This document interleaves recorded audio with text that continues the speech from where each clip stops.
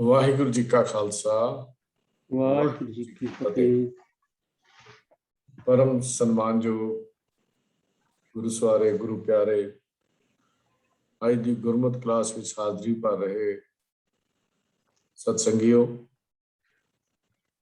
सोमवार सवाल जवाब का सैशन होंदा है।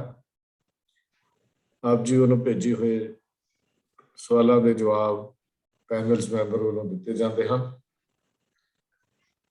सवाल जवाब के जो जवाब हैं श्री गुरु ग्रंथ साहिब जी की बाणी, पंथ प्रमाणित सिख रहत मर्यादा, गुरु साहिबान जी के जीवन इतिहास, परमानिक इतिहास, भाई कान सिंह जी नाभा के लिखे हुए महान कोश गुरमुख मातंड और भाई गुरदास जी दी वारां, भाई नंदलाल सिंह दी रचनावां ते होर प्रमाणित रचनावां दे विचों ये जवाब दिते जाते हैं। तो ये जवाब पैनल मैंबर्स आपस में बैठ के उहदे डिस्कशन करते विचारा करते हैं। जो सहमति बनती है वो फिर वख-वख बुलारियां की जिम्मेवारी लग जाती। तो इस सैशन की पूरी जिम्मेवारी वीर राजा सिंह जी सेवा निभा रहे हैं। मैं बेनती कर रहा हाँ वीर राजा सिंह जी नूं कि अज दा सवाल जवाब का सैशन शुरू किया जाए।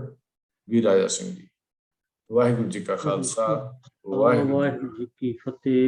क्योंकार सतनाम करता पुरख निर्भव निर्वैर, अकाल मूरत अजूनी सैभं, गुर प्रसाद।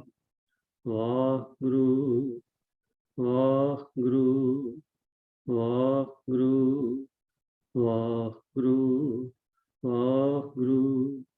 वाहिगुरू जी का खालसा वाहिगुरू जी की फतेह। सारी संगत नूं जी आयां। और संगत जी पैनल मैंबर्स आप जी के सवालों के जवाब तैयार करके हाजिर हैं। तो सब तो पहला आप जी नाल ये आप नाल फतेह साझी करेंगे जी वीर जगीर सिंह जी। अनम्यूट कर लो जी वीर जगीर सिंह। हाँ, वाहिगुरू जी का खालसा वाहिगुरू जी की फतेह। वीर MP सिंह जी। वाहिगुरू जी का खालसा वाहिगुरू जी की फतेह। भैन मनिंदर कौर जी। वाहिगुरू जी का खालसा वाहिगुरू जी की फतेह। साहब प्रभ कीर्तन सिंह जी। वाहिगुरू जी का खालसा वाहिगुरू जी की फतेह। मैनूं लगदा है जे बाकी मैंबर जिहड़े ने सबन मोहन सिंह जी, साकिकर सिंह जी वो ज्वाइन नहीं किते, बाद में ज्वाइन करेंगे। वीर हरजीत सिंह जी ने संगत नाल पहले फतेह साझी कर ली है जी। तो आओ साध संग जी आपां चलदे हां सवालां वल। आप जी दे बड़ी बख्शिश है, आप जी ਵੱਖ-ਵੱਖ विषयां ते सवाल भेजदे हो।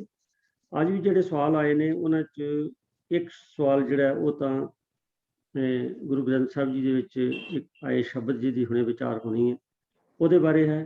ਬਾਕੀ ਜਿਹੜੇ ਸਵਾਲ ਨੇ ਉਹ ਜਨਰਲ ਹਨ, ਜਿਹੜੇ ਕਿ ਸਾਨੂੰ ਪਤਾ ਹੋਣੇ ਚਾਹੀਦੇ ਨੇ ਕਿ ਜਿਹੜੀਆਂ ਸਾਡੀਆਂ ਕੁਝ ਮਨ ਵਿੱਚ ਸ਼ੰਕੇ ਆਉਂਦੇ ਨੇ ਜਾਂ ਕੋਈ ਐਸੇ ਸ਼ਬਦ ਉਚਾਰੇ ਜਾਂਦੇ ਨੇ ਜਿਹੜੇ ਆਇਆ ਉਹਨਾਂ ਦੇ ਮੌਕੇ ਨਾਲ ਢੁਕਦੇ ਨੇ ਜਾਂ ਕਿ ਉਹਨਾਂ ਦੇ ਅਰਥਾਂ ਦੀ ਸੋਝੀ ਨਾ ਹੋਣ ਕਰਕੇ ਉਹ ਸਾਡੇ ਮਨ ਤੇ ਚੜ੍ਹੇ ਨੇ ਤੇ ਅਸੀਂ ਸੋਚਦੇ ਹਾਂ ਵੀ ਸ਼ਾਇਦ ਕਿਸੇ ਪਰਟੀਕੂਲਰ ਮੌਕੇ ਤੇ ਜਾਂ ਕਿਸੇ ਪਰਟੀਕੂਲਰ ਸਥਾਨ ਲਈ ਗੁਰੂ ਮਹਾਰਾਜ ਨੇ ਕੋਈ ਐਸਾ ਸ਼ਬਦ ਜਾਂ ਕੋਈ ਹੋਰ ਜਿਹੜੀਆਂ ਰਚਨਾਵਾਂ ਨੇ ਭਾਈ ਗੁਰਦਾਸ ਜੀ ਵਗੈਰਾ ਦੀਆਂ ਉਹ ਉਹਨਾਂ ਨਾਲ ਨੇ।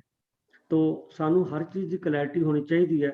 ਜਿੰਨੀ ਜ਼ਿਆਦਾ ਕਲੈਰਿਟੀ ਹੋਏਗੀ ਉਹਨਾਂ ਸਾਨੂੰ ਇਹ ਗੁਰਮਤ ਦੀ ਸੋਝੀ ਪਏਗੀ ਔਰ ਸਾਡਾ ਜੀਵਨ ਜਿਹੜਾ ਉਹ ਸਹੀ ਰਸਤੇ ਤੇ ਚੱਲੇਗਾ। तो खैर मैं बहुता समा नहीं लेंदा आप जी का जी। तो सब तो पहला जो सवाल है वो भगत त्रिलोचन जी का शब्द है श्री गुरु ग्रंथ साहिब जिहड़ा अक्सर पढ़िया जाता, अंतकाल जो लक्ष्मी सिमरे ऐसी चिंता में जे मरे सर्प जोन वाला उतरे। इस तरह दी उहदे च उदाहरण हैं। तो जिहड़ा सवाल है ये भैन सुखदेव कौर जी ने किया बई आया जिहड़ा लिखिया अंतकाल फलाना सिमरन किया, फलानी चीज़ में याद किया जाए तो किहड़ी जून मिलती है कि नहीं मिलती। तो भैन जी का सवाल बड़ा दुरुस्त है और हर एक नूं जिहड़ा भी पंथ हितैषी है या गुरबाणी नूं जिहड़ा मस रखता है वो मन च जरूरी आने जिन्हों भाव गुरबाणी की सोझी है वो जरूर सोचेगा भी आया गुरमत विच इहो जिहियां गल्लां प्रवान हैं कि नहीं, कि मनुख अंत दे समय किसी चीज़ नूं याद कर लवे ਉਹਨੂੰ ਉਹੋ ਜਿਹੀ ਅਗਲੀ ਜੂਨ ਮਿਲ ਜਾਏ। ਇਹ ਜਿਹੜਾ ਆਪਣਾ ਸ਼ਬਦ ਹੈ ਜੀ, ਇਹਦਾ ਅਸਲ ਭਾਵ ਕੀ ਹੈ? ਮੈਂ ਬੇਨਤੀ ਕਰ ਰਿਹਾ ਵੀ ਪ੍ਰਭ ਕੀਰਤਨ ਸਿੰਘ ਜੀ ਨੂੰ ਵੀ ਉਹ ਕਿਰਪਾ ਕਰਕੇ ਸਾਨੂੰ ਇਹਦੇ ਬਾਰੇ ਚਾਨਣਾ ਪਾਉਣ। ਹਾਂਜੀ ਵੀਰ ਜੀ, ਮੈਂ MP ਵੀਰ ਜੀ ਨੂੰ ਬੇਨਤੀ ਕਰਦਾ, ਵੀਰ ਜੀ ਕਿਰਪਾ ਕਰਕੇ ਸ਼ਬਦ ਸਕਰੀਨ ਤੇ ਡਿਸਪਲੇ ਵੀ ਕਰ ਦਿੱਤਾ ਜਾਏ ਜੀ। ਤੋ ਇਸ ਤਰ੍ਹਾਂ ਹੈ ਜੀ ਕਿ ਕਿਸੇ ਵੀ ਸ਼ਬਦ ਦੀ ਇੱਕ ਪੰਕਤੀ ਨੂੰ ਲੈ ਕੇ ਅਸੀਂ ਇਸ ਦੇ ਆਧਾਰ ਤੇ ਕਿਸੇ ਗੁਰਮਤਿ ਸਿਧਾਂਤ ਬਾਰੇ ਨਿਰਣੇ ਤੇ ਨਹੀਂ ਪਹੁੰਚ ਸਕਦੇ, ਨਾ ਹੀ ਕਿਸੇ ਇੱਕ ਪੰਕਤੀ ਨੂੰ ਅਲੱਗ ਕਰਕੇ ਉਸਦੇ ਅਰਥਾਂ ਬਾਰੇ ਕਿਸੇ ਨਤੀਜੇ ਤੇ ਪਹੁੰਚਿਆ ਜਾ ਸਕਦਾ ਹੈ। ਇੱਕ ਪੰਕਤੀ ਬਾਰੇ ਵਿਚਾਰ ਕਰਨ ਲਈ ਵੀ ਸਾਨੂੰ ਪੂਰੇ ਸ਼ਬਦ ਬਾਰੇ ਵਿਚਾਰ ਕਰਨੀ ਪਵੇਗੀ, ਜੋ ਭੈਣ ਜੀ ਨੇ ਸਵਾਲ ਪੁੱਛਿਆ ਹੈ। ਨਾਲ ਵੀ ਇਹ ਵੀ ਧਿਆਨ ਕਰਨਾ ਪਵੇਗਾ ਕਿ ਕਿਸੇ ਵੀ ਸ਼ਬਦ ਦਾ ਜੋ ਮੁੱਖ ਉਪਦੇਸ਼, ਜੋ ਮੰਤਵ ਹੈ, ਜੋ ਸਾਨੂੰ ਉਹ ਸ਼ਬਦ ਦੇ ਰਚੈਤਾ ਭਗਤ ਜੀ ਸਾਨੂੰ ਸਮਝਾਉਣਾ ਚਾਹੁੰਦੇ ਹਨ, ਉਹ ਰਹਾਉ ਦੀ ਪੰਕਤੀ ਵਿੱਚ ਹੁੰਦਾ ਹੈ। ਤੇ ਇੱਕ ਹੋਰ ਅਸੀਂ ਚੀਜ਼ ਅਕਸਰ ਦੇਖਦੇ ਹਾਂ ਕਿ ਸ਼ਬਦ ਦੀ ਆਖਰੀ ਪੰਕਤੀ ਵੀ ਸਾਨੂੰ ਇਸ ਚੀਜ਼ ਨੂੰ ਸਮਝਣ ਦੇ ਵਿੱਚ ਬਹੁਤ ਸਹਾਈ ਹੁੰਦੀ ਹੈ, ਕਿਉਂਕਿ ਉਹਦੇ ਵਿੱਚ ਇਸ ਚੀਜ਼ ਨੂੰ ਸਮ ਅਪ ਕੀਤਾ ਹੁੰਦਾ ਹੈ ਜਾਂ ਕਨਕਲੂਡ ਕੀਤਾ ਹੁੰਦਾ ਹੈ। ਤੋ ਆਓ ਇਸ ਤੋਂ ਪਹਿਲਾਂ ਕਿ ਆਪਾਂ ਇੱਕ ਕਿਸੇ ਖਾਸ ਪੰਕਤੀ ਦੇ ਬਾਰੇ ਆਪਾਂ ਵਿਚਾਰ ਕਰੀਏ, ਆਪਾਂ ਇੱਕ ਵਾਰੀ ਪੂਰੇ ਸ਼ਬਦ ਦੇ ਅਰਥਾਂ ਦੇ ਉੱਤੇ ਬਰੀਫ ਜਿਹੀ ਨਜ਼ਰ ਮਾਰ ਲਈਏ ਕਿ ਪਹਿਲੀ ਪੰਕਤੀ ਜੋ ਹੈ, ਅੰਤ ਕਾਲ ਜੋ ਲక్ష్ਮੀ ਸਿਮਰੈ, ਐਸੀ ਚਿੰਤਾ ਮੈਂ ਜੇ ਮਰੈ, ਸਰਪ ਜੋਨ ਵਲ ਵਲ ਔਤਰੈ। ਤੋ ਆਖਰੀ ਸ਼ਬਦ ਪਹਿਲਾਂ ਪੰਕਤੀਆਂ ਦੇ ਵਿਚਾਰੀਏ ਤਾਂ ਇਸ ਦਾ ਅਰਥ ਹੈ ਕਿ ਜੋ ਮਨੁੱਖ ਮਰਨ ਵੇਲੇ ਧਨ ਪਦਾਰਥ ਚੇਤੇ ਕਰਦਾ ਹੈ ਤੇ ਇਸੇ ਸੋਚ ਵਿੱਚ ਹੀ ਮਰ ਜਾਂਦਾ ਹੈ, ਉਹ ਮੁੜ ਮੁੜ ਸੱਪ ਦੀ ਜੂਨੇ ਪੈਂਦਾ। ਅੱਗੋਂ ਰਹਾਉ ਦੀ ਪੰਕਤੀ ਆਉਂਦੀ ਹੈ ਕਿ ਅਰੀ ਬਾਈ ਗੋਬਿੰਦ ਨਾਮ ਮਤ ਬੀਸਰੈ ਰਹਾਉ, ਕਿ ਭਾਵ ਹੈ ਮੇਰੀ ਭੈਣ, ਹੈ ਮੇਰੀ ਸਤਸੰਗੀ ਭੈਣ, ਮੇਰੇ ਸਤਸੰਗੀ ਜਨੋ, ਮੇਰੇ ਲਈ ਅਰਦਾਸ ਕਰੋ, ਮੈਨੂੰ ਅਸੀਸ ਦਿਓ ਕਿ ਮੈਨੂੰ ਪ੍ਰਭੂ ਕਦੇ ਨਾ ਵਿਸਰੇ, ਕਦੇ ਨਾ ਭੁੱਲੇ, ਤਾਂ ਜੋ ਅੰਤ ਵੇਲੇ ਵੀ ਮੈਨੂੰ ਉਹ ਪ੍ਰਭੂ ਹੀ ਚੇਤੇ ਆਵੇ। ਤੋ ਅਗਲੀ ਪੰਕਤੀ ਉਸ ਤੋਂ ਆਉਂਦੀ ਹੈ ਕਿ ਅੰਤ ਕਾਲ ਜੋ ਇਸਤਰੀ ਸਿਮਰੈ, ਐਸੀ ਚਿੰਤਾ ਮੈਂ ਜੇ ਮਰੈ। ਜੋ ਮਨੁੱਖ ਅੰਤ ਵੇਲੇ ਇਸਤਰੀ ਨੂੰ ਹੀ ਯਾਦ ਕਰਦਾ ਹੈ ਅਤੇ ਇਸ ਯਾਦ ਵਿੱਚ ਹੀ ਪ੍ਰਾਣ ਤਿਆਗ ਦਿੰਦਾ ਹੈ, ਉਹ ਮੁੜ ਮੁੜ ਵੇਸਵਾ ਦੇ ਜਨਮ ਦੇ ਵਿੱਚ ਪੈਂਦਾ ਹੈ। ਅੰਤ ਕਾਲ ਜੋ ਲੜਕਾ ਸਿਮਰੈ, ਐਸੀ ਚਿੰਤਾ ਮੈਂ ਜੇ ਮਰੈ, ਸੁਕਰ ਜੋਨ ਵਲ ਵਲ ਔਤਰੈ। ਤੋ ਜੋ ਮਨੁੱਖ ਅੰਤ ਵੇਲੇ ਪੁੱਤਰਾਂ ਨੂੰ, ਜਾਂ ਇਉਂ ਕਹਿ ਲਈਏ ਕਿ ਧੀਆਂ ਪੁੱਤਰਾਂ ਨੂੰ ਹੀ ਯਾਦ ਕਰਦਾ ਰਹਿੰਦਾ ਹੈ, ਤਾਂ ਉਹ ਉਹਨਾਂ ਨੂੰ ਯਾਦ ਕਰਦਾ ਕਰਦਾ ਹੀ ਮਰ ਜਾਂਦਾ ਹੈ, ਤਾਂ ਉਹ ਸੂਰ ਦੀ ਜੂਨ ਦੇ ਵਿੱਚ ਮੁੜ ਮੁੜ ਕੇ ਪੈਂਦਾ ਹੈ। ਤੋ ਅੱਗੇ ਭਗਤ ਜੀ ਫਰਮਾਉਂਦੇ ਹਨ ਕਿ ਅੰਤ ਕਾਲ ਜੋ ਮੰਦਰ ਸਿਮਰੈ, ਐਸੀ ਚਿੰਤਾ ਮੈਂ ਜੇ ਮਰੈ, ਪ੍ਰੇਤ ਜੋਨ ਵਲ ਵਲ ਔਤਰੈ। ਜੋ ਮਨੁੱਖ ਅਖੀਰ ਵੇਲੇ ਆਪਣੇ ਘਰ ਮਹਿਰ ਮਾੜੀਆਂ ਆਦਿਕ ਨੂੰ ਯਾਦ ਕਰਦਾ, ਹੋਕੇ ਲੈਂਦਾ, ਉਹਨਾਂ ਦੇ ਵਿੱਚ ਉਦਾਸ ਹੁੰਦਾ ਹੋਇਆ ਹੀ ਮਰ ਜਾਂਦਾ ਹੈ, ਸਰੀਰ ਛੱਡਦਾ ਹੈ, ਤਾਂ ਉਹ ਮੁੜ ਮੁੜ ਕੇ ਉਹ ਪ੍ਰੇਤ ਦੀ ਜੂਨ ਦੇ ਵਿੱਚ ਪੈਂਦਾ ਹੈ।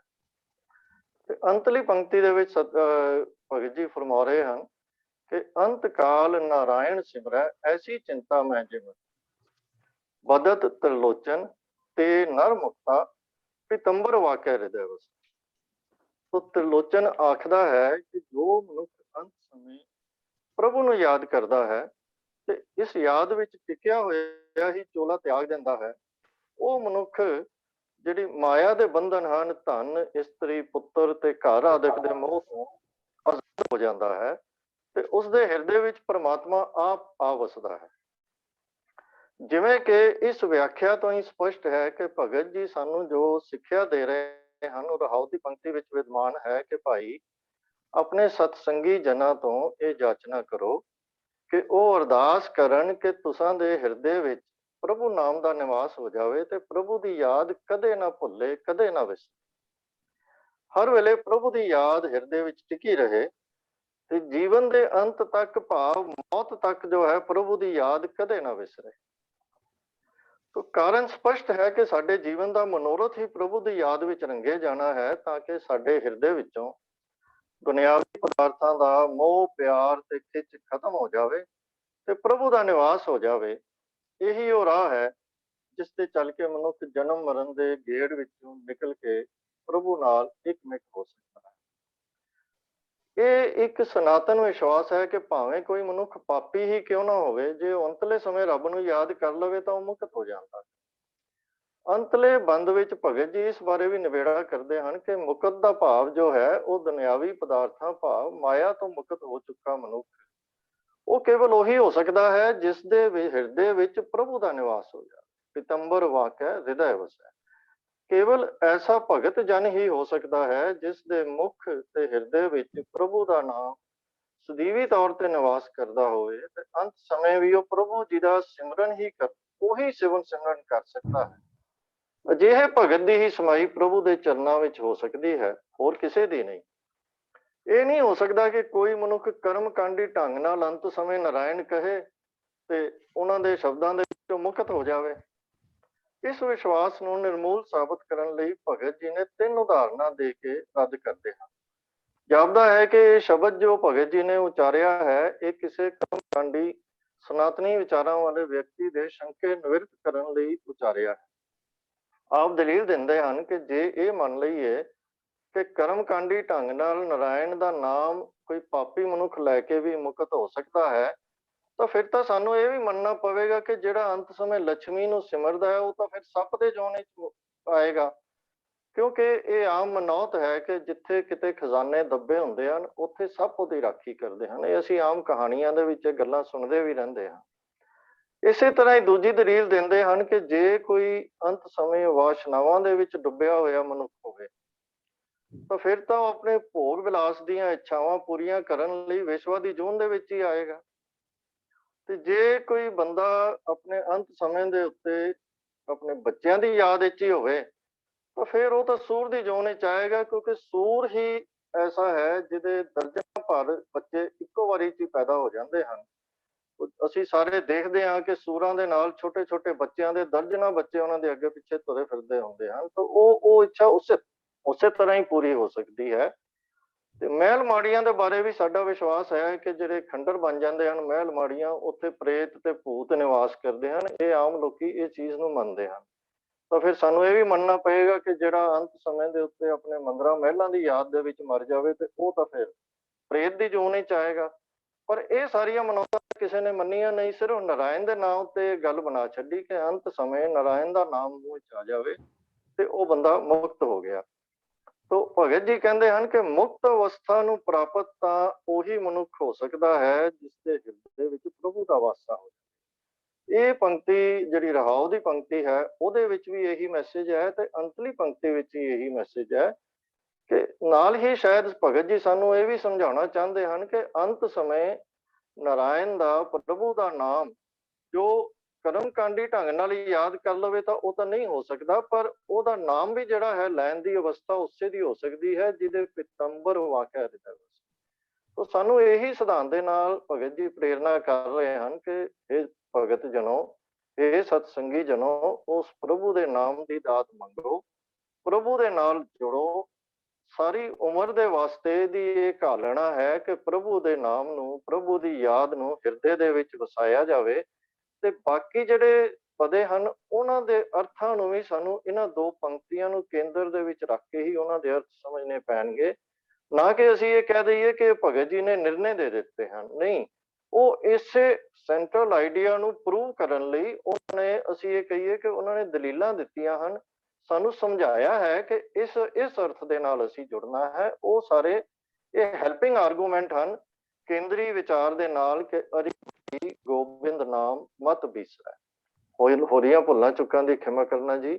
ਵਾਹਿਗੁਰੂ ਜੀ ਕਾ ਖਾਲਸਾ, ਵਾਹਿਗੁਰੂ ਜੀ ਕੀ ਫਤਿਹ। ਭਗਤ ਜੀ ਖੁਦ ਬ੍ਰਾਹਮਣ ਸਨ ਔਰ ਕਿਉਂਕਿ ਦੂਸਰਿਆਂ ਮਤਾਂ ਵਿੱਚ ਇਹ ਗੱਲ ਸ਼ਾਇਦ ਮੰਨੀ ਜਾਂਦੀ ਹੈ ਵੀ ਅੰਤ ਕਾਲ ਜਿਹੜਾ ਕੀਤਾ ਜਾਏ ਉਹੋ ਜਿਹਾ ਨੂੰ ਜੂਨ ਮਿਲਦੀ।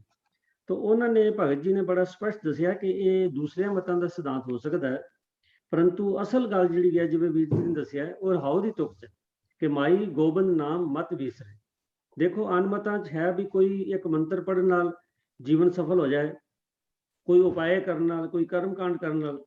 ਪਰ ਸਾਨੂੰ ਇੱਕ ਗੱਲ ਯਾਦ ਰੱਖਣੀ ਚਾਹੀਦੀ ਹੈ ਕਿ ਜਿਸ ਮਤ ਦੇ ਅਸੀਂ ਧਾਰਨੀ ਹਾਂ, ਸਿੱਖ ਮਤ, ਇਹਦੇ 'ਚ ਤਾਂ ਕਰਮਕਾਂਡ, ਉਪਾਏ, ਮੰਤਰ, ਜੰਤਰ, ਤੰਤਰ ਜਿਹੜੇ ਨੇ ਇਹਨਾਂ ਤੇ ਬਿਲਕੁਲ ਇਹਨਾਂ ਨੂੰ ਟੋਟਲੀ ਨਕਾਰਿਆ।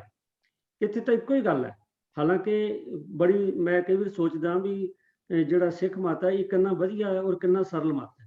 ਦੇਖੋ ਬਾਕੀ ਮਤਾਂ 'ਚ ਬੜੀ ਲੰਬੀਆਂ ਚੌੜੀਆਂ ਲਿਸਟਾਂ ਨੇ ਵੀ ਕਿਹੜੇ ਕਿਹੜੇ ਤੀਰਥ ਤੇ ਜਾਣਾ ਚਾਹੀਦਾ, ਕਿਹੜਾ ਕਿਹੜਾ ਮੰਤਰ ਪੜ੍ਹਨਾ ਚਾਹੀਦਾ, ਕਿਸ ਵੇਲੇ ਕਿਹੜਾ ਮੰਤਰ ਪੜ੍ਹਨਾ ਚਾਹੀਦਾ, ਕਿਸ ਵੇਲੇ ਕਿਹੜਾ ਜੰਤਰ ਕੰਮ ਕਰੇਗਾ, ਕਿਸ ਵੇਲੇ ਕਿਹੜਾ ਉਪਾਅ ਕੰਮ ਕਰੇਗਾ, ਔਰ ਸਾਰੀ ਉਮਰ ਕਰਮ ਕਾਂਡਾਂ 'ਚ ਉਹ ਜਿਹੜੀ ਨਿਕਲ ਜਾਂਦੀ। ਤੇ ਇੱਥੇ ਤਾਂ ਮੌਜਾਂ ਹੀ ਮੌਜਾਂ ਨੇ ਸਿੱਖ ਮਤ ਵਿੱਚ, ਬਈ ਸਿਰਫ ਕੀ ਹੈ ਕਿ ਹਰ ਕੋ ਨਾਮ ਜਪ ਨਿਰਮਲ ਕਰਮ, ਵਾਹਿਗੁਰੂ ਜੀ ਦਾ ਨਾਮ ਜਪਣਾ ਤੇ ਨਿਰਮਲ ਕਰਮ ਕਰਨਾ।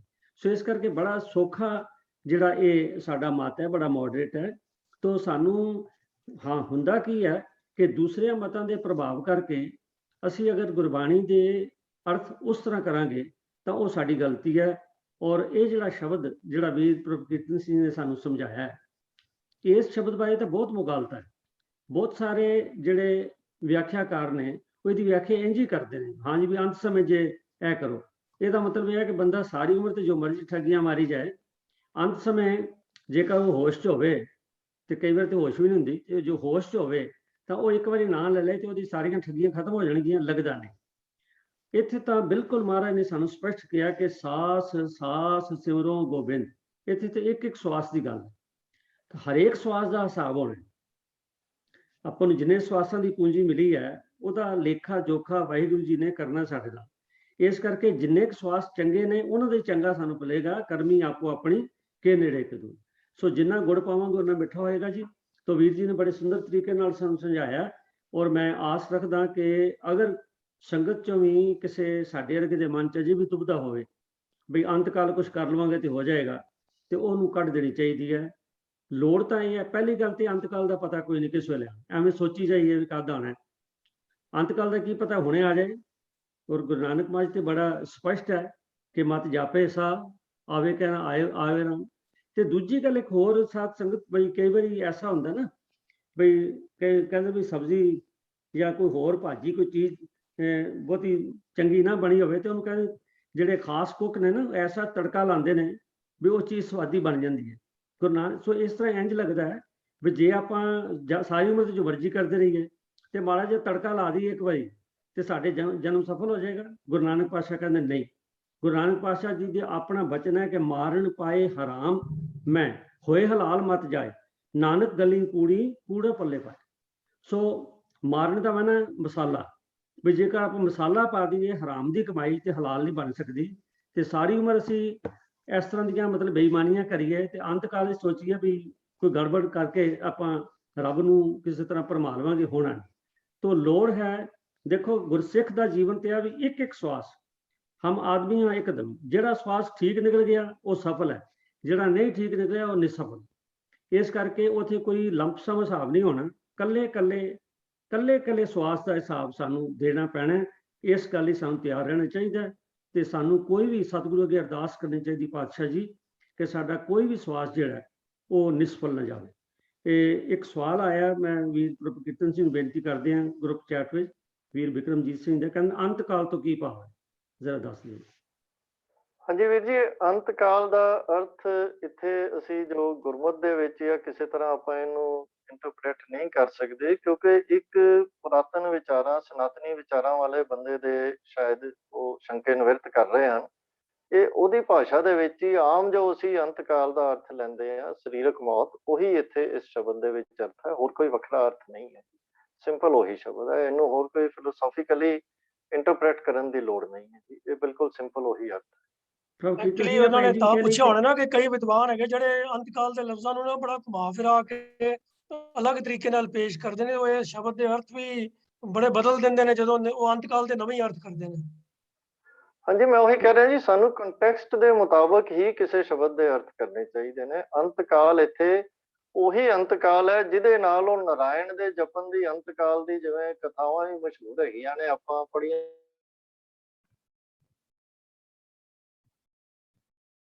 ਖਿਮਾ ਕਰਨਾ, ਆਵਾਜ਼ ਕੱਟੀ ਗਈ ਹੈ ਜੀ। ਉਹ ਪਰ ਆਈਡੀਆ ਕਲੀਅਰ ਹੋ ਵੀਰ ਪ੍ਰਭੂ ਕੀਰਤਨ ਸਿੰਘ ਜੀ, ਮੈਂ ਆ ਗਈ ਆਵਾਜ਼? ਹਾਂਜੀ ਵੀਰ ਪ੍ਰਭੂ ਕੀਰਤਨ ਜੀ, ਮੈਂ ਇੱਕ ਹੋਰ ਬੇਨਤੀ ਕਰਦਾ ਵੀ ਅੰਤਕਾਲ ਤੇ ਸਾਨੂੰ ਸਮਝੋ ਸਾਡਾ ਹਰ ਸਮਾਂ ਹੀ ਅੰਤਕਾਲ ਹੀ, ਕੀ ਪਤਾ ਹੁਣੇ ਸਵਾਸ ਨਿਕਲ ਜਾਏ। ਇਸ ਕਰਕੇ ਸਾਨੂੰ ਸਦਾ ਹੀ ਮਤਲਬ ਆ ਵੀ ਸੁਚੇਤ ਰਹਿਣ ਦੀ ਲੋੜ ਹੈ। ਹਾਂਜੀ, ਜਿਹੜੀ ਉਹ ਗੱਲ ਕਹਿ ਦਈਏ ਅਸੀਂ, ਮੈਂ ਟੋਕ ਰਿਹਾ ਤੁਹਾਨੂੰ ਵਿੱਚੋਂ, ਸੌਰੀ ਵੀਰ ਜੀ, ਅਗਰ ਅੰਤਕਾਲ ਸਾਡਾ ਜਿਹੜਾ ਆਣਾ ਹੈ, ਇਸ ਜੀਵਨ ਦਾ ਅੰਤ ਆਣਾ ਹੈ, ਅਸੀਂ ਤੇ ਉਸ ਬੰਦੇ ਨੂੰ ਭਾਗਾਂ ਵਾਲਾ ਕਹਿੰਦੇ ਹਾਂ ਜਿਹੜੇ ਸੁੱਤਾ ਸੁੱਤਾ ਹੀ ਚਲਾ ਜਾਂਦਾ ਹੈ, ਤੇ ਫਿਰ ਸੁੱਤੇ ਸੁੱਤੇ ਉੱਤੇ ਦੇ ਵਾਸਤੇ ਤਾਂ ਇਹ ਗੱਲ ਕਰਨੀ ਵੀ ਮੁਮਕਿਨ ਨਹੀਂ ਹੋਏਗੀ। ਅਸੀਂ ਤੇ ਕਹਿੰਦੇ ਹਾਂ ਬੜਾ ਸੌਖਾ ਚਲਾ ਗਿਆ, ਵੀ ਬੜਾ ਲੱਕੀ ਸੀਗਾ ਵੀ ਸੁੱਤਿਆਂ ਸੁੱਤਿਆਂ ਚਲਾ ਗਿਆ, ਤੇ ਇੱਥੇ ਤਾਂ ਫਿਰ ਪੋਸੀਬਲ ਹੀ ਨਹੀਂ ਹੈਗਾ। ਤੋ ਐਕਸੀਡੈਂਟ ਹੋਵੇ, ਹੋਰ ਕਿਸ ਤਰ੍ਹਾਂ ਆਉਣਾ, ਮਤਲਬ ਇਹ ਸਾਰੇ ਆਪਣੇ ਹੱਥ 'ਚ ਹੈ ਨਹੀਂ ਉਸ ਵੇਲੇ ਵੀ ਇਹੋ ਜਿਹੀਆਂ ਗੱਲਾਂ ਕਰਨੀਆਂ, ਤੇ ਸਾਡੇ ਤਾਂ ਸਿਧਾਂਤ 'ਚ ਹੀ ਨਹੀਂ ਹੈ, ਤੇ ਸਾਨੂੰ ਇਹਨਾਂ ਗੱਲਾਂ ਦੀ ਵੈਸੇ ਹੀ ਝਾਕ ਨਹੀਂ ਰੱਖਣੀ ਚਾਹੀਦੀ। ਬਿਲਕੁਲ ਠੀਕ ਹੈ, ਬਹੁਤ ਦਰੁਸਤ ਹੈ ਆਪ ਜੀ ਨੇ। ਤੋ ਬਹੁਤ ਬਹੁਤ ਆਪ ਜੀ ਦਾ ਧੰਨਵਾਦ। ਮੈਂ ਇੱਕ ਵਾਰੀ ਫਿਰ ਕਹਿ ਦਿਆਂ ਕਿ ਇਹ ਸ਼ਬਦ ਜਿਹੜਾ ਹੈ ਇਹਦੇ 'ਚ ਬੜੇ ਮੁਗਾਲਤੇ ਨੇ, ਤੇ ਇਹਨੂੰ ਬਿਲਕੁਲ ਧਿਆਨ ਨਾਲ, ਜਿਵੇਂ ਹੁਣ ਵੀਰ ਜੀ ਨੇ ਸਾਨੂੰ ਸਮਝਾਇਆ, ਪ੍ਰਭ ਕੀਰਤਨ ਸਿੰਘ ਜੀ ਨੇ, ਸਾਨੂੰ ਬਿਲਕੁਲ ਸਪਸ਼ਟ ਹੋਣਾ ਚਾਹੀਦਾ ਹੈ ਕਿ ਗੁਰਮਤਿ ਕੀ ਗੱਲ ਕਹਿੰਦੀ। ਆਪਾਂ ਬਾਕੀਆਂ ਪਿੱਛੇ ਨਹੀਂ ਜਾਣਾ, ਗੁਰਮਤਿ ਜੋ ਗੱਲ ਕਹਿੰਦੀ ਹੈ, ਔਰ ਗੁਰਬਾਣੀ ਦੇ ਵਿੱਚ ਸਾਰੇ ਗੁਰੂ ਗ੍ਰੰਥ ਸਾਹਿਬ ਦੇ ਵਿੱਚ ਇੱਕੋ ਵਿਚਾਰ ਹੈ, ਕੋਈ ਦੂਜਾ ਵਿਚਾਰ ਨਹੀਂ ਹੈ, ਇੱਕੋ ਵਿਚਾਰ ਹੈ, ਉਹਦੇ ਨਾਲ ਸਾਨੂੰ ਜੁੜਨਾ ਚਾਹੀਦਾ। ਇੱਕ ਵਾਰ ਫਿਰ ਆਪ ਜੀ ਦਾ ਧੰਨਵਾਦ। ਤੋ ਆਓ ਸਾਥ ਸਿੰਘ, ਜਿਹੜਾ ਅਗਲਾ ਸਵਾਲ ਹੈ ਉਹ ਹੈ ਕਿ ਉਹ ਵੀ ਤਕਰੀਬਨ ਇਸੇ ਤਰ੍ਹਾਂ ਦਾ ਸਵਾਲ ਹੈ ਕਿ ਤੁਸੀਂ ਦੇਖਿਆ ਹੋਣਾ ਕਿ ਜਦ ਦੀਵਾਲੀ ਆਉਂਦੀ ਹੈ ਤਾਂ ਸਾਡੇ ਬਹੁਤ ਗਿਣਤੀ ਜਿਹੜੀ ਕੀਰਤਨੀ ਸਿੰਘ ਨੇ ਨਾ, ਉਸ ਦਿਨ ਸ਼ਬਦ ਚੇਚੇ ਤੌਰ ਤੇ ਪੜ੍ਹਨਗੇ, ਦੀਵਾਲੀ ਕੀ ਰਾਤ ਦੀਵੇ ਬਾਲੀਆਂ।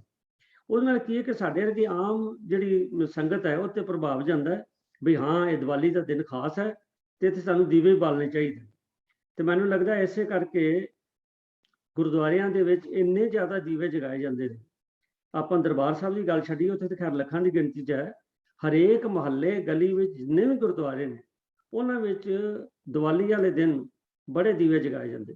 ਸਾਡੇ ਲਾਗੇ ਇੱਥੇ ਗੁਰਦੁਆਰਾ ਹੈ, ਮਤਲਬ ਵੀ ਉਹ ਹੈ ਤਾਂ ਉਹਨਾਂ ਦਾ ਡੇਰੇਦਾਰਾਂ ਦਾ, ਉਹਨਾਂ ਨੇ ਉਚੇਚਾ ਉਹ ਇਨਕਲੋਜ਼ਰ ਬਣਾਇਆ ਦੀਵਾਲੀ ਤੋਂ 2 ਦਿਨ ਪਹਿਲੇ, ਬਈ ਇੱਥੇ ਤਾਂ ਜੇ ਆ ਕੇ ਲੋਕ ਮੋਮਬੱਤੀਆਂ ਜਗਾਉਣ, ਕਿਉਂਕਿ ਹਵਾ ਚੱਲਦੀ ਹੈ ਤੇਜ਼ ਜੀ, ਤੇ ਉਹਨਾਂ ਨੇ ਬਕਾਇਦਾ ਇਨਕਲੋਜ਼ਰ ਬਣਾਇਆ। ਮਤਲਬ ਇਹਦਾ ਮਤਲਬ ਹੈ ਵੀ ਇਸ ਗੱਲ ਦੀ ਕਿੰਨੀ ਇੰਪੋਰਟੈਂਸ ਹੈ। ਪਰ ਆਇਆ ਇਹ ਜਿਹੜੀ ਭਾਈ ਗੁਰਦਾਸ ਜੀ ਦੀ ਵਾਰ ਚੋਂ ਜਿਹੜੀ ਇਹ ਤੁਕ ਹੈ, ਦੀਵਾਲੀ ਕੀ ਰਾਤ ਦੀਵੇ ਬਾਲੀਆਂ, ਇਹਦਾ ਅਸਲ ਮਨੋਰਥ ਕੀ ਹੈ, ਮੈਂ ਵੀਰ MP ਸਿੰਘ ਨੂੰ ਬੇਨਤੀ ਕਰਾਂਗਾ ਵੀ ਕਿਰਪਾ ਕਰਕੇ ਸੰਗਤਾਂ ਨਾਲ ਸਾਂਝੀ ਕਰਨ। ਵੀਰ MP ਸਿੰਘ। ਵਾਹਿਗੁਰੂ ਜੀ ਕਾ ਖਾਲਸਾ, ਵਾਹਿਗੁਰੂ ਜੀ ਕੀ ਫਤਿਹ। ਸੋ ਜਿਸ ਵਾਰ ਦੀ ਪੌੜੀ ਵਿੱਚੋਂ ਇਹ ਸਵਾਲ ਕੀਤਾ ਗਿਆ ਹੈ, ਉਹ ਭਾਈ ਗੁਰਦਾਸ ਜੀ ਦੀ 19ਵੀਂ ਵਾਰ ਦੀ 6ਵੀਂ ਪੌੜੀ ਹੈ, ਜੋ ਸਕਰੀਨ ਤੇ ਆਪ ਜੀ ਦੇ ਸਾਹਮਣੇ ਡਿਸਪਲੇ ਹੋ ਰਹੀ ਹੈ। तो ਪਹਿਲਾਂ ਪੂਰੀ ਪੌੜੀ ਦਾ ਇੱਕ ਵਾਰੀ ਪਾਠ ਅਸੀਂ ਕਰ ਲੈਂਦੇ ਹਾਂ ਤੇ ਉਸ ਤੋਂ ਬਾਅਦ ਉਹਦੇ ਅਰਥ ਸਮਝਣ ਦਾ ਯਤਨ ਕਰਦੇ ਹਾਂ ਕਿ ਇਹ ਅਸਲ ਵਿੱਚ ਇਹਦੇ ਅਰਥ ਹੈ ਕੀ ਨੇ। तो ਪੌੜੀ ਹੈ, ਦੀਵਾਲੀ ਦੀ ਰਾਤ ਦੀਵੇ ਬਾਲੀਅਨ, ਤਾਰੇ ਜਾਤ ਸਨਾਤ ਅੰਬਰ ਭਾਲੀਅਨ, ਫੁੱਲਾਂ ਦੀ ਬਾਗਾਤ ਚੁੰਨ ਚੁੰਨ ਚਾਲੀਅਨ, ਤੀਰਥ ਜਾਤੀ ਜਾਤ ਨੈਣ ਨਿਹਾਲੀਅਨ, ਹਰ ਚੰਦੌਰੀ ਝਾਤ ਵਸਾਏ ਉਚਾਲੀਅਨ, ਗੁਰਮੁਖ ਸੁਖ ਫਲ ਦਾਤ ਸ਼ਬਦ ਸੰਭਾਲੀਅਨ, ਗੁਰਮੁਖ ਸੁਖ ਫਲ ਦਾਤ ਸ਼ਬਦ ਸੰਭਾਲੀਅਨ। ਵਾਰਾਂ ਦੇ ਵਿੱਚ ਜਿਨ੍ਹਾਂ ਨੇ ਵੀ ਧਿਆਨ ਨਾਲ ਪਾਠ ਕੀਤਾ ਹੋਏਗਾ, ਉਹਨਾਂ ਨੇ ਇਸ ਗੱਲ ਨੂੰ ਨੋਟਿਸ ਕੀਤਾ ਹੋਏਗਾ ਕਿ ਵਾਰਾਂ ਦੀਆਂ ਪੌੜੀਆਂ ਦਾ ਜੋ ਮੁੱਖ ਭਾਵ ਹੁੰਦਾ ਹੈ, ਜੋ ਅਸਲ ਸੁਨੇਹਾ ਹੁੰਦਾ ਹੈ, ਉਹ ਪੌੜੀ ਦੀ ਆਖਰੀ ਪੰਕਤੀ 'ਚ ਹੁੰਦਾ ਹੈ। ਕਿ ਪਹਿਲੀਆਂ ਜਿਹੜੀਆਂ ਪੰਕਤੀਆਂ ਹੁੰਦੀਆਂ ਹਨ, ਉਹ ਉਸੇ ਭਾਵ ਨੂੰ ਖੋਲ੍ਹਣ ਵਾਸਤੇ ਉਹਦੀਆਂ ਮਿਸਾਲਾਂ, ਐਗਜ਼ਾਮਪਲ ਵਗੈਰਾ ਦੇ ਕੇ ਗੱਲ ਨੂੰ ਸਮਝਾਉਣ ਦਾ ਯਤਨ ਕੀਤਾ ਜਾਂਦਾ ਹੈ। ਆਖਰੀ ਪੰਕਤੀ ਜਿਹੜੀ ਹੁੰਦੀ ਹੈ, ਉਹ ਮੇਨ ਮੈਸੇਜ ਜਿਹੜਾ ਹੈ ਉਸ ਪੌੜੀ ਦੇ ਅਖੀਰਲੀ ਪੰਕਤੀ 'ਚ ਹੁੰਦਾ ਹੈ।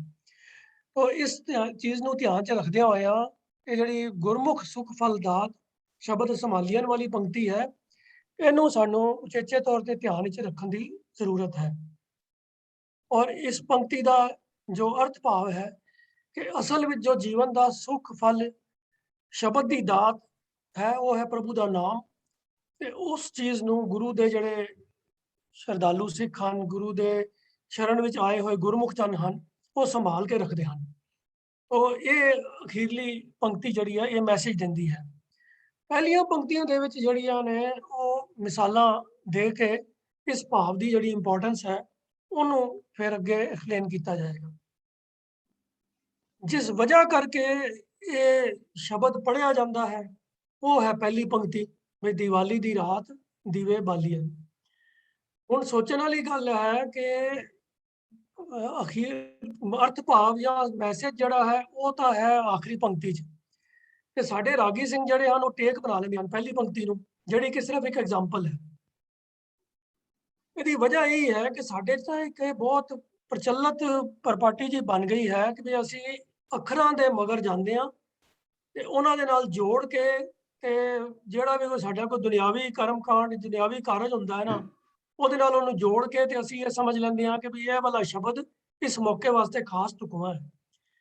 ਜਿਵੇਂ ਕੁੜਮਾਈ ਦਾ ਜਦੋਂ ਮੌਕਾ ਹੁੰਦਾ ਹੈ ਤਾਂ ਉਚੇਚੇ ਤੌਰ ਤੇ ਰਾਗੀ ਲੋਕ ਨਾ ਇਹ ਸ਼ਬਦ ਪੜ੍ਹਦੇ ਹਨ ਕਿ ਜੈਸਾ ਸਤਿਗੁਰ ਸੁਣੀ ਦਾ ਤੈਸੋ ਹੀ ਮੈਂ ਡੀਠ, ਵਿਛੜਿਆ ਮੇਲੇ ਪ੍ਰਭੂ ਹਰ ਦਰਗਾਹ ਕਾ ਬਸੀਠ, ਹਰ ਨਾਮੋ ਮੰਤਰ ਦਿੜਾਇਂਦਾ ਕੱਟੇ ਹੋਮੈ ਰੋਗ, ਨਾਨਕ ਸਤਿਗੁਰ ਤਿਨਾ ਮਿਲਾਇਆ ਜਿਹਨੇ ਧੁਰੇ ਪਿਆ ਸੰਜੋਗ। ਲਫ਼ਜ਼ ਸੰਜੋਗ ਆ ਗਿਆ ਤੇ ਉਹਨਾਂ ਨੇ ਜੋੜ ਦਿੱਤਾ ਉਹਨੂੰ ਵੀ ਸੰਜੋਗ ਨਾਲ ਵੀ ਰਿਸ਼ਤਾ ਹੋ ਗਿਆ। ਜਾਂ ਇਹ ਸ਼ਬਦ ਪੜ੍ਹਦੇ ਹਨ ਸੇ ਸੰਜੋਗ ਕਰੋ ਮੇਰੇ ਪਿਆਰੇ ਜਿਤ ਰਸਨਾ ਹਰ ਨਾਮ ਉਚਾਰੇ। ਜਿਹੜਾ ਅਸਲੀ ਮੈਸੇਜ ਹੈ ਨਾ ਤੁਸੀਂ ਦੋਨੋਂ ਹੀ ਸ਼ਬਦਾਂ ਦੇ ਵਿੱਚ ਤੁਸੀਂ ਧਿਆਨ ਕਰੋ ਕਿ ਬਈ ਜਿੱਥੇ ਵੀ ਸੰਜੋਗ ਲਫ਼ਜ਼ ਆਇਆ ਹੈ ਉੱਥੇ ਕੁੜਮਾਈ ਦੀ ਤੇ ਕੋਈ ਗੱਲ ਹੋ ਹੀ ਨਹੀਂ ਰਹੀ।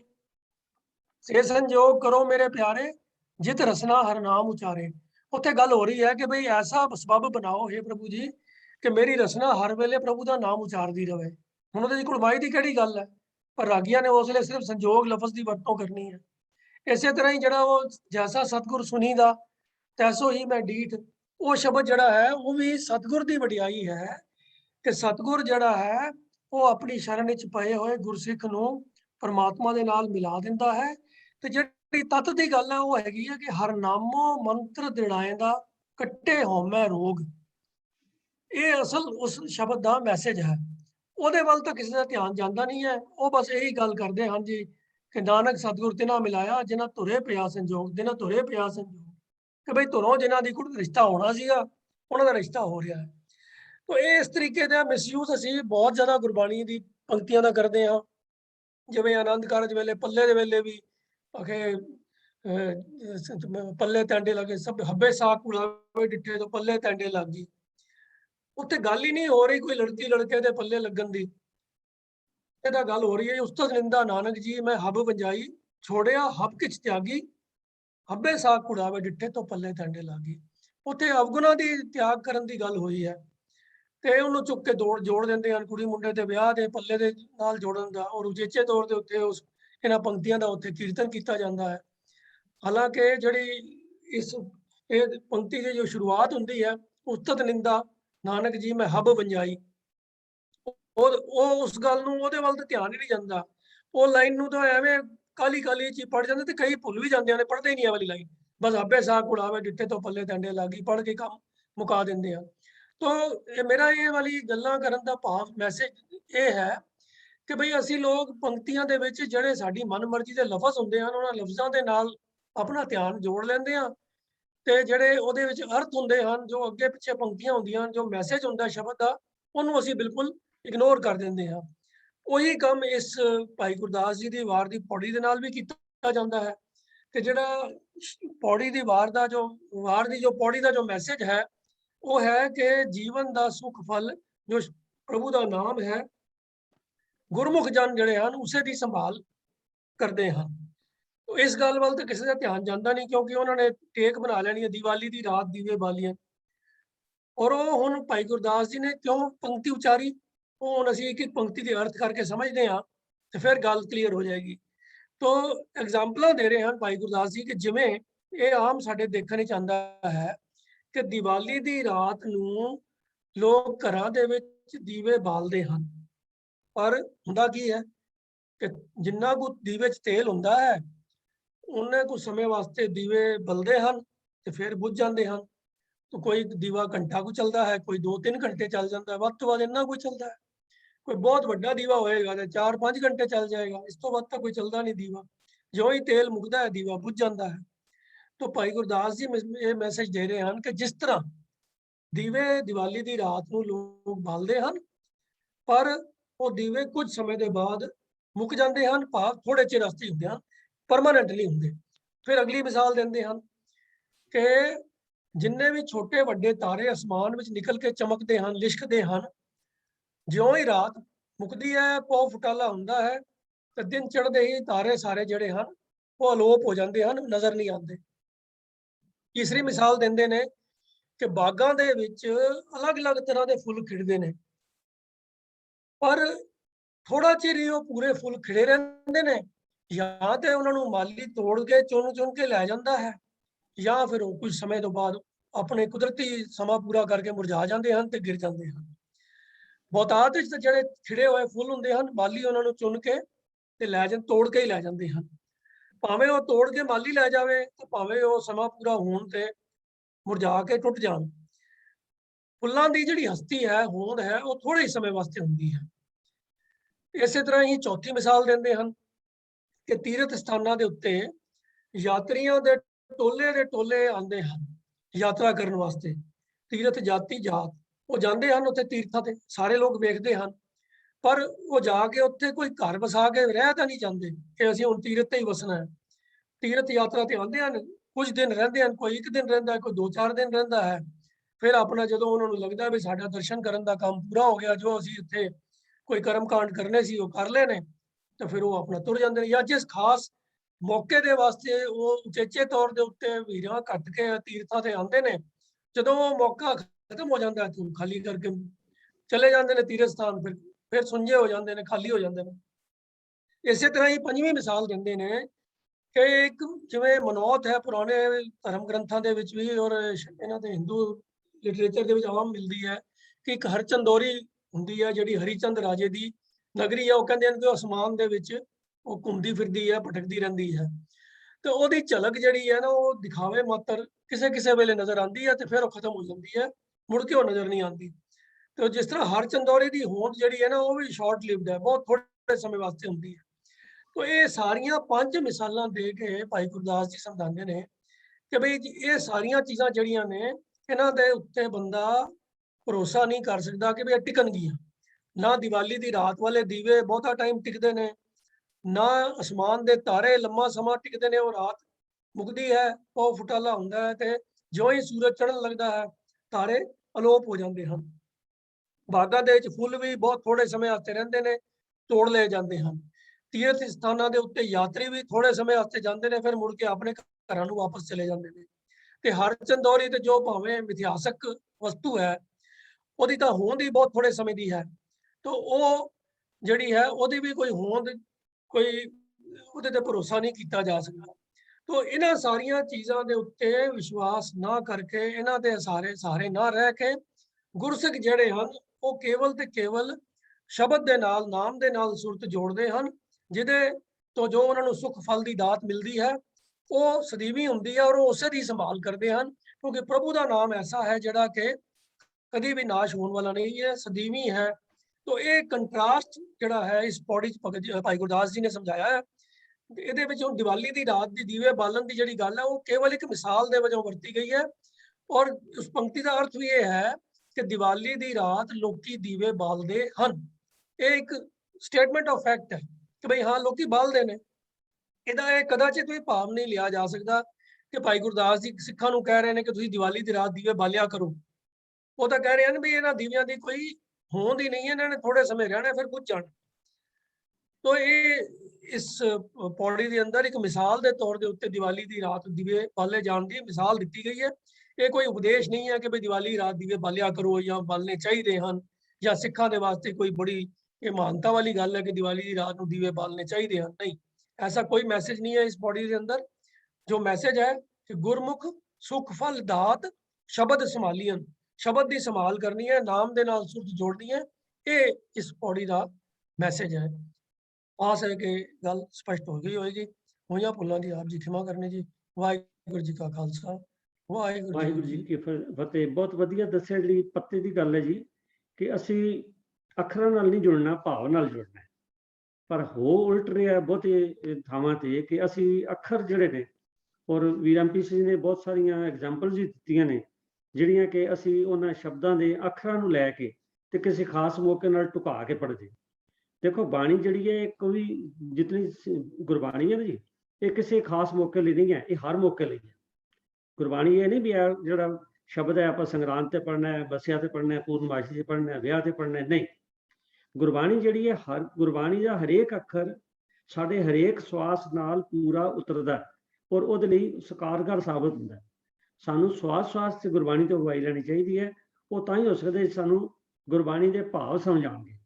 तो बड़ी जरूरी गल है कि अज जिथे बहुत सारे ਮਤਲਬ ਕੀਰਤਨ ਦਰਬਾਰ ਹੋ ਰਹੇ ਨੇ ਹਰ ਗੁਰਦੁਆਰਾ ਸਾਹਿਬ ਵਿੱਚ, ਮਤਲਬ ਵੀ ਕੀਰਤਨ ਹੁੰਦਾ ਹੈ ਤੇ ਚੰਗੀ ਗੱਲ ਹੈ, ਕੀਰਤਨ ਹੋਣਾ ਵੀ ਚਾਹੀਦਾ, ਸੁਣਨਾ ਵੀ ਚਾਹੀਦਾ ਹੈ, ਪਰ ਅਸਲ ਗੱਲ ਤਾਂ ਫਿਰ ਉੱਥੇ ਆ ਜਾਂਦੀ ਹੈ ਕਿ ਸਾਨੂੰ ਸਮਝਣਾ ਚਾਹੀਦਾ। ਤੋ ਆਓ ਸਤਿਗੁਰੂ ਅੱਗੇ ਅਰਦਾਸ ਕਰੀਏ ਕਿ ਸਾਨੂੰ ਬਾਣੀ ਦੀ ਸਮਝ ਆਵੇ ਤੇ ਫਿਰ ਇਹ ਜਿਹੀਆਂ ਗੱਲਾਂ ਨੇ ਇਹ ਨਹੀਂ ਹੋਣਗੀਆਂ। ਪਰ ਇਹਦੇ 'ਚ ਇੱਕ ਗੱਲ ਜਿਹੜੀ ਵੱਡੀ ਕੌਮ ਲਈ ਤਰਾਸਦੀ ਦੀ ਗੱਲ ਇਹ ਹੈ ਕਿ ਸਾਡੇ ਜਿਹੜੀ ਪ੍ਰਚਾਰਕ ਸ਼੍ਰੇਣੀ ਹੈ ਉਹਨਾਂ ਨੂੰ ਪਹਿਲੇ ਟ੍ਰੇਨਿੰਗ ਹੋਣੀ ਬੜੀ ਜ਼ਰੂਰੀ ਹੈ। ਜਿਵੇਂ ਮੈਂ ਪਹਿਲੇ ਬੇਨਤੀ ਕੀਤੀ ਹੈ ਕਿ ਦੀਵਾਲੀ ਵਾਲੇ ਦਿਨ ਤੁਸੀਂ ਦੇਖੋਗੇ ਕਿ ਬਹੁਤ ਸਾਰੇ ਜਿਹੜੇ ਸਿੰਘ ਨੇ, ਕੀਰਤਨੀ ਸਿੰਘ ਨੇ, ਉਹ ਇਸ ਸ਼ਬਦ ਦੀ ਜ਼ਰੂਰ ਮਤਲਬ ਵੀ ਇਹ ਜਿਹੜੀ ਭਾਈ ਗੁਰਦਾਸ ਜੀ ਦੀਆਂ ਤੁਕਾਂ ਨੇ ਇਹ ਜ਼ਰੂਰ ਪੜ੍ਹਦੇ ਨੇ। ਔਰ ਦਰਬਾਰ ਸਾਹਿਬ ਜੋ ਸਾਡਾ ਕੇਂਦਰੀ ਸਥਾਨ ਹੈ ਉੱਥੇ ਤੁਸੀਂ ਦੇਖ ਲਓ ਵੀ ਸਾਰਾ ਦਿਨ 'ਚ ਅਗਰ 6 ਰਾਗੀ ਸਿੰਘ ਨੇ ਉਹਨਾਂ 'ਚ 5 ਨੇ ਜ਼ਰੂਰ ਇਹ ਸ਼ਬਦ ਪੜ੍ਹਨੇ, ਦੀਵਾਲੀ ਕੀ ਰਾਤ ਦੀਵੇ ਬਾਲੇ। ਔਰ ਇੱਕ ਰਾਗੀ ਸਿੰਘ ਹੋਰ ਵੀ ਨੇ ਜਿਸ ਵੇਲੇ ਬਸੰਤ ਦਾ ਮਹੀਨਾ ਆਉਂਦਾ ਹੈ ਤਾਂ ਕੋਈ ਭਾਈ ਗੁਰਦਾਸ ਜੀ ਦੀ ਵਾਰਾਂ 'ਚੋਂ ਤੁਕ ਦਾ ਜਿੱਥੇ ਮਤਲਬ ਗੁੱਡੀ 'ਤੇ ਚੜ੍ਹਨ ਦੀ ਗੱਲ ਆਉਂਦੀ ਹੈ, ਉਹ ਮਤਲਬ ਗੁੱਡੀ ਉਡਾਉਣ ਦੀ ਉਹ ਜ਼ਰੂਰ ਪੜ੍ਹਨੀ। ਤੇ ਉੱਥੋਂ ਇੰਝ ਲੱਗਦਾ ਵੀ ਜਿਵੇਂ ਗੁੱਡੀਆਂ ਉਡਾਉਣ ਦੀ ਗੱਲ ਜਿਹੜੀ ਭਾਈ ਗੁਰਦਾਸ ਜੀ ਨੇ ਸਾਨੂੰ ਬਸੰਤ ਦੇ ਦਿਨਾਂ 'ਚ ਕਹੀ ਹੈ, ਜਦ ਕਿ ਉਹਦਾ ਵੀ ਅਰਥ ਜਿਹੜਾ ਹੈ ਉਹ ਬੜਾ ਡੂੰਘਾ ਹੈ ਔਰ ਹੋਰ। ਤੋ ਆਓ ਸਤ ਸੰਗਿਓ ਆਪਾਂ ਸ਼ਬਦ ਭਾਵ ਨਾਲ ਜੁੜੀਏ। ਔਰ ਹੁਣ ਤੱਕ ਠੀਕ ਹੈ ਮਨੁੱਖ ਸਾਰੀ ਉਮਰ ਸਿੱਖਦਾ ਹੀ ਸਿੱਖਦਾ ਤੇ ਹਰ ਰੋਜ਼ ਅਸੀਂ ਵੀ ਇਸ ਕਲਾਸ 'ਚੋਂ ਕੁਛ ਨਾ ਕੁਛ ਸਿੱਖ ਕੇ ਜਾਂਦੇ ਹਾਂ। ਸਤਿਗੁਰੂ ਜੀ ਕਿਰਪਾ ਕਰਨ ਕਿ ਜੋ ਅਸੀਂ ਸਿੱਖਦੇ ਹਾਂ ਉਹ ਸਾਡੇ ਅਮਲ ਵਿੱਚ ਵੀ ਆਵੇ। ਤੋ MP ਸਿੰਘ ਜੀ ਆਪ ਜੀ ਦਾ ਬਹੁਤ ਬਹੁਤ ਧੰਨਵਾਦ। ਤੋ ਸਾਧ ਸੰਗਤ ਜੀ ਅਗਲਾ ਜਿਹੜਾ ਸਵਾਲ ਹੈ ਉਹ ਹੈ ਕਿ ਇਹ ਵੀ ਭਾਈ ਗੁਰਦਾਸ ਜੀ ਦੀਆਂ ਵਾਰਾਂ 'ਚ 5 ਪਿਆਲੇ 5 ਪੀਰ ਛਟਮ ਪੀਰ ਬੈਠਾ ਗੁਰ ਭਾਰੀ। ਤੋ ਸਵਾਲ ਕਰਤਾ ਨੇ ਪੁੱਛਿਆ ਜੀ ਵੀ ਛਟਮ ਪੀਰ ਜਿਹੜਾ ਇਹ ਖਿਮਾ ਕਰ ਜਿਹੜੇ 5 ਪੀਰ ਦਾ ਜ਼ਿਕਰ ਆਇਆ ਇਹ 5 ਪੀਰ ਕਿਹੜੇ ਨੇ? ਤੇ ਮੈਂ ਬੇਨਤੀ ਕੀਤੀ ਹੈ ਵੀ ਤਜਿੰਦਰ ਸਿੰਘ ਜੀ ਨੂੰ ਕਿ ਉਹ ਸਾਨੂੰ ਜਿੱਥੇ ਇਸ 5 ਪਿਆਲੇ 5 ਪੀਰ ਛਟਮ ਪੀਰ ਬੈਠਾ ਗੁਰ ਭਾਰੀ ਇਹ ਜਿਹੜੀ ਪੌੜੀ ਹੈ ਇਹਦੇ ਸਾਨੂੰ ਸੰਖੇਪ ਅਰਥ ਵੀ ਦੱਸਣਗੇ ਔਰ 5 ਪੀਰ ਕਿਹੜੇ ਨੇ ਇਹ ਵੀ ਦੱਸਣ ਦੀ ਕਿਰਪਾਲਤਾ ਕਰਨਗੇ ਵੀਰ ਤਜਿੰਦਰ ਸਿੰਘ ਜੀ। ਵਾਹਿਗੁਰੂ ਜੀ ਕਾ ਖਾਲਸਾ ਵਾਹਿਗੁਰੂ ਜੀ ਕੀ ਫਤਿਹ। ਭਾਈ ਗੁਰਦਾਸ ਜੀ ਨੇ ਜੋ ਇਹ ਪੌੜੀ 48ਵੀਂ ਪੌੜੀ ਹੈ ਪਹਿਲੀ ਵਾਰ ਦੀ, ਉਸ ਦੇ ਵਿੱਚ ਇਸ ਨੂੰ ਜਿਹੜਾ ਹੈ ਸਾਨੂੰ ਅੰਤਰਗਤ ਕਰਕੇ ਦੱਸਿਆ ਹੈ। ਆਓ ਇਹ ਜੋ ਪੌੜੀ ਹੈ ਇਹਦੇ ਵਿੱਚ ਸਿਰਲੇਖ ਵਿੱਚ ਹੀ ਭਾਈ ਗੁਰਦਾਸ ਜੀ ਨੇ ਲਿਖਿਆ ਗੁਰੂ ਹਰਗੋਬਿੰਦ ਸਾਹਿਬ। ਤੋ ਇਹ ਗੁਰੂ ਹਰਗੋਬਿੰਦ ਸਾਹਿਬ ਦੇ ਨਾਲ ਸੰਬੰਧਿਤ ਕਰਕੇ ਇਹ ਪੌੜੀ ਨੂੰ ਜਿਹੜਾ ਹੈ ਭਾਈ ਗੁਰਦਾਸ ਜੀ ਨੇ ਉਚਾਰਨ ਕੀਤਾ ਹੈ। ਔਰ ਅਸੀਂ ਇਸ ਸਵਾਲ ਦੇ ਵਿੱਚ ਵੀ ਇਸ ਦਾ ਜਰਾ ਵਿਚਾਰ ਕਰੀਏ ਕਿ 5 ਪਿਆਲੇ ਕਿਹੜੇ ਹਨ ਔਰ 5 ਪੀਰ ਕਿਹੜੇ ਹਨ, ਔਰ ਗੁਰੂ ਹਰਗੋਬਿੰਦ ਪਾਤਸ਼ਾਹ ਦੇ ਬਾਰੇ ਜੋ ਛਟਮ ਪੀਰ ਗੁਰ ਭਾਰੀ ਕਿਹਾ ਹੈ ਇਹ ਗੁਰ ਭਾਰੀ ਕਿਵੇਂ ਹੈ, ਇਸ ਬਾਰੇ ਵੀ ਸੰਖੇਪ ਦੀ ਵਿਚਾਰ ਆਪ ਜੀ ਦੇ ਨਾਲ ਕਰਨੀ ਹੈ। ਆਓ ਪਹਿਲਾਂ ਇਸ ਪੌੜੀ ਦਾ ਪਾਠ ਕਰੀਏ। 5 ਪਿਆਲੇ 5 ਪੀਰ ਛਟਮ ਪੀਰ ਬੈਠਾ ਗੁਰ ਭਾਰੀ, ਅਰਜਨ ਕਾਇਆ ਪਲਟ ਕੈ ਮੂਰਤ ਹਰਗੋਬਿੰਦ ਸਵਾਰੀ, ਦਲ ਭੰਜਨ ਗੁਰ ਸੂਰਮਾ ਵੱਡ ਜੋਧਾ ਆਬੋ ਪਰਉਪਕਾਰੀ, ਪੁੱਛਣ ਸੇ ਅਰਦਾਸ ਕਰ 6 ਮਹਿਲਾਂ ਤੱਕ ਦਰਸ ਨਿਹਾਰੀ, ਅਗਮ ਉਚਰ ਸਤਿਗੁਰੂ ਬੋਲੇ ਮੁਕਤ ਸੁਨੋ ਸੰਸਾਰੀ। ਇਹ ਪੌੜੀ ਦੇ ਵਿੱਚ ਹੋਰ ਵੀ ਪੰਕਤੀਆਂ ਹਨ ਲੇਕਿਨ ਅਸੀਂ ਵਿਚਾਰ ਜਿਹੜੀ ਹੈ ਉਹ ਇਹਦੇ ਤੱਕ ਰੱਖਣਾ ਹੈ ਕਿ ਦਲ ਭੰਜਨ ਗੁਰ ਸੂਰਮਾ ਵੱਡ ਜੋਧਾ ਆਬੋ ਪਰਉਪਕਾਰੀ ਤੱਕ। ਤੋ ਆਓ ਦੇਖੀਏ ਕਿ ਜਿਹੜੇ 5 ਜਿਹੜੇ ਪਿਆਲੇ ਹਨ ਉਹ ਕੀ ਹਨ ਔਰ 5 ਪੀਰ ਕੌਣ ਹਨ। ਜੋ ਸਿੱਖੀ ਦਾ ਜੋ ਮੂਲ ਸਿਧਾਂਤ ਹੈ ਉਹ ਹੈ ਕਿ ਕਿਮ ਸਚਾਰਾ ਹੋਈ ਹੈ ਕਿਮ ਕੂੜੇ ਟੁੱਟੇ ਪਾ, ਕਿ ਅਸੀਂ ਸਚਾਰਾ ਕਿਵੇਂ ਬਣਨਾ ਹੈ ਤੇ ਸਾਡੇ ਔਰ ਪਰਮਾਤਮਾ ਦੇ ਵਿਚਕਾਰ ਜਿਹੜੀ ਮਾਇਆ ਦੀ ਇੱਕ ਝੂਠੀ ਦੀਵਾਰ ਹੈ ਉਸ ਨੂੰ ਕਿਵੇਂ ਤੋੜਿਆ ਜਾਏ। ਤੋਂ ਪਹਿਲੇ ਪਾਤਸ਼ਾਹ ਜਿਹਨਾਂ ਦਾ ਇੱਥੇ ਜ਼ਿਕਰ ਅਸੀਂ 5 ਪੀਰ ਦੇ ਤੌਰ ਦੇ ਉੱਪਰ ਦੇਖਦੇ ਹਾਂ, ਗੁਰੂ ਨਾਨਕ ਪਾਤਸ਼ਾਹ ਜੀ ਹਨ, ਦੂਸਰੇ ਗੁਰੂ ਅੰਗਦ ਦੇਵ ਜੀ ਹਨ, ਤੀਸਰੇ ਗੁਰੂ ਅਮਰਦਾਸ ਜੀ ਹਨ, ਚੌਥੇ ਗੁਰੂ ਰਾਮਦਾਸ ਜੀ ਹਨ ਔਰ 5ਵੇਂ ਗੁਰੂ ਅਰਜਨ ਦੇਵ ਪਾਤਸ਼ਾਹ ਜੀ ਹਨ। ਤੋ ਇਹ 5 ਪੀਰ ਜਿਹੜੇ ਹਨ ਇਹਨਾਂ ਦਾ ਜਿਹੜਾ ਭਾਈ ਗੁਰਦਾਸ ਜੀ ਨੇ ਜ਼ਿਕਰ ਕੀਤਾ ਹੈ। ਤੋ ਆਓ ਅਸੀਂ ਦੇਖੀਏ ਕਿ ਜਿਹੜੇ 5 ਪਿਆਲੇ ਕੀ ਹਨ, ਤਾਂ ਹੀ ਸਾਨੂੰ ਇਹ ਸਮੁੱਚੀ ਜਿਹੜੀ ਹੈ ਉਹ ਪੌੜੀ ਦੀ ਵਿਚਾਰ ਸਾਨੂੰ ਸਮਝ ਆਏਗੀ। ਤੋ 5 ਪਿਆਲੇ ਜਿਹੜੇ ਹਨ ਉਹ ਜਿਵੇਂ ਮੈਂ ਹੁਣੇ ਬੇਨਤੀ ਕੀਤੀ ਹੈ ਕਿ ਕਿਉਂ ਸਚਿਆਰਾ ਹੋਈ ਹੈ ਕਿਉਂ ਕੂੜੇ ਟੁੱਟੇ ਪਾਲ, ਇਹ ਸਾਰੇ ਗੁਰੂ ਗ੍ਰੰਥ ਸਾਹਿਬ ਦਾ ਰਹਾਓ ਹੈ ਔਰ ਹਰ ਮਨੁੱਖ ਦੇ ਜੀਵਨ ਦਾ ਵੀ ਰਹਾਓ ਸੈਂਟਰਲ ਆਈਡੀਆ ਔਰ ਮਿਸ਼ਨ ਇਹੀ ਹੈ। ਤੋ 5 ਪਿਆਲੇ ਜਿਹੜੇ ਹਨ ਉਹਦੇ ਚ ਹਨ ਸਤ, ਸੰਤੋਖ, ਦਇਆ, ਧਰਮ ਤੇ ਧੀਰਜ। ਇਹ ਪਿਆਲੇ ਹਨ, ਭਾਵ ਇਹ ਗੁਣ ਹਨ ਜਿਹੜੇ ਪੰਜੇ ਗੁਰੂ ਸਾਹਿਬਾਨ ਨੇ ਆਪ ਵੀ ਉਸ ਨੂੰ ਪੀਤਾ ਹੈ, ਉਸ ਨੂੰ ਆਨੰਦ ਮਾਣਿਆ ਹੈ, ਆਪਣੇ ਜੀਵਨ ਵਿੱਚ ਧਾਰਨ ਕੀਤੇ ਹਨ। ਔਰ ਸਾਰੇ ਜਿਹੜੇ ਗੁਰਸਿੱਖ ਹਨ ਉਹਨਾਂ ਵਾਸਤੇ ਵੀ, ਮਨੁੱਖ ਮਾਤਰ ਵਾਸਤੇ ਇਹ ਉਪਦੇਸ਼ ਕੀਤਾ ਹੈ ਕਿ ਅਸੀਂ ਆਪਣੇ ਅੰਦਰ ਸਤ, ਸੰਤੋਖ, ਦਇਆ, ਧਰਮ ਤੇ ਧੀਰਜ ਜਿਹੜਾ ਹੈ ਉਹ ਆਪਣੇ ਅੰਦਰ ਕਾਇਮ ਕਰਨਾ ਹੈ, ਕਿਉਂਕਿ ਇਹਨਾਂ ਤੋਂ ਬਿਨਾਂ ਸਾਡੇ ਜੀਵਨ ਜਿਹੜਾ ਹੈ ਉਹ ਸੁਚਾਰਾ ਨਹੀਂ ਹੋ ਸਕਦਾ। ਤੋ ਜਿੱਥੇ ਤੱਕ ਸੱਤ ਦੀ ਗੱਲ ਹੈ, ਸੱਤ ਦੇ ਜਿਹੜੇ ਹਨ ਤਿੰਨ ਅਰਥ, ਜਿਹੜੇ ਤਿੰਨ ਤਰੀਕਿਆਂ ਨਾਲ ਗੁਰੂ ਗ੍ਰੰਥ ਸਾਹਿਬ ਵਿੱਚ ਆਇਆ ਹੈ। ਇੱਕ ਸੱਤ ਹੈ, ਤੱਤੇ ਨੂੰ ਸਿਆਰੀ ਹੈ। ਇੱਕ ਸੱਤ ਜਿਹੜਾ ਹੈ ਉਹ ਤੱਤੇ ਨੂੰ ਔਂਕੜ ਹੈ, ਔਰ ਇੱਕ ਸੱਤ ਦਾ ਤੱਤਾ ਮੁਕਤਾ ਹੈ।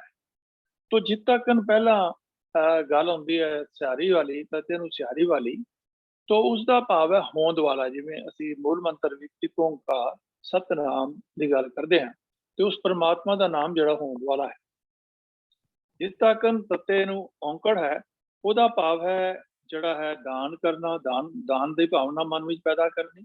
ਔਰ ਇਸ ਦੇ ਨਾਲ ਹੀ ਗੁਰਬਾਣੀ ਵਿੱਚ ਜੋ ਸਾਨੂੰ ਸਮਝਾਇਆ ਹੈ ਉਹ ਹੈ ਸਚਿਆਰਾ, ਜਿਵੇਂ ਨਾਮ ਸਿਮਰਨ ਕਰਨਾ, ਸਚਿਆਰਾ ਜੀਵਨ, ਇਸ ਨੂੰ ਵੀ ਜਿਹੜਾ ਹੈ ਉਹ ਸਤ ਕਰਕੇ ਕਿਹਾ ਗਿਆ ਜੇ ਤੱਤੇ ਨੂੰ ਪੈਰ ਥੱਲੇ ਔਂਕੜ ਹੈ। ਤੋ ਅਸੀਂ ਇੱਥੋਂ ਇਹ ਵਿਚਾਰ ਲਿਆ, ਜਿਹੜੀ ਅਗਲਾ ਸੱਤ ਹੈ ਤੱਤਾ ਮੁਕਤਾ ਹੈ, ਉਹਦਾ ਮਤਲਬ ਸੱਤ 7 ਜਿਸ ਨੂੰ ਡਿਜੀਟਲ 7 ਅਸੀਂ ਕਹਿੰਦੇ ਡਿਜਿਟ ਹੈ।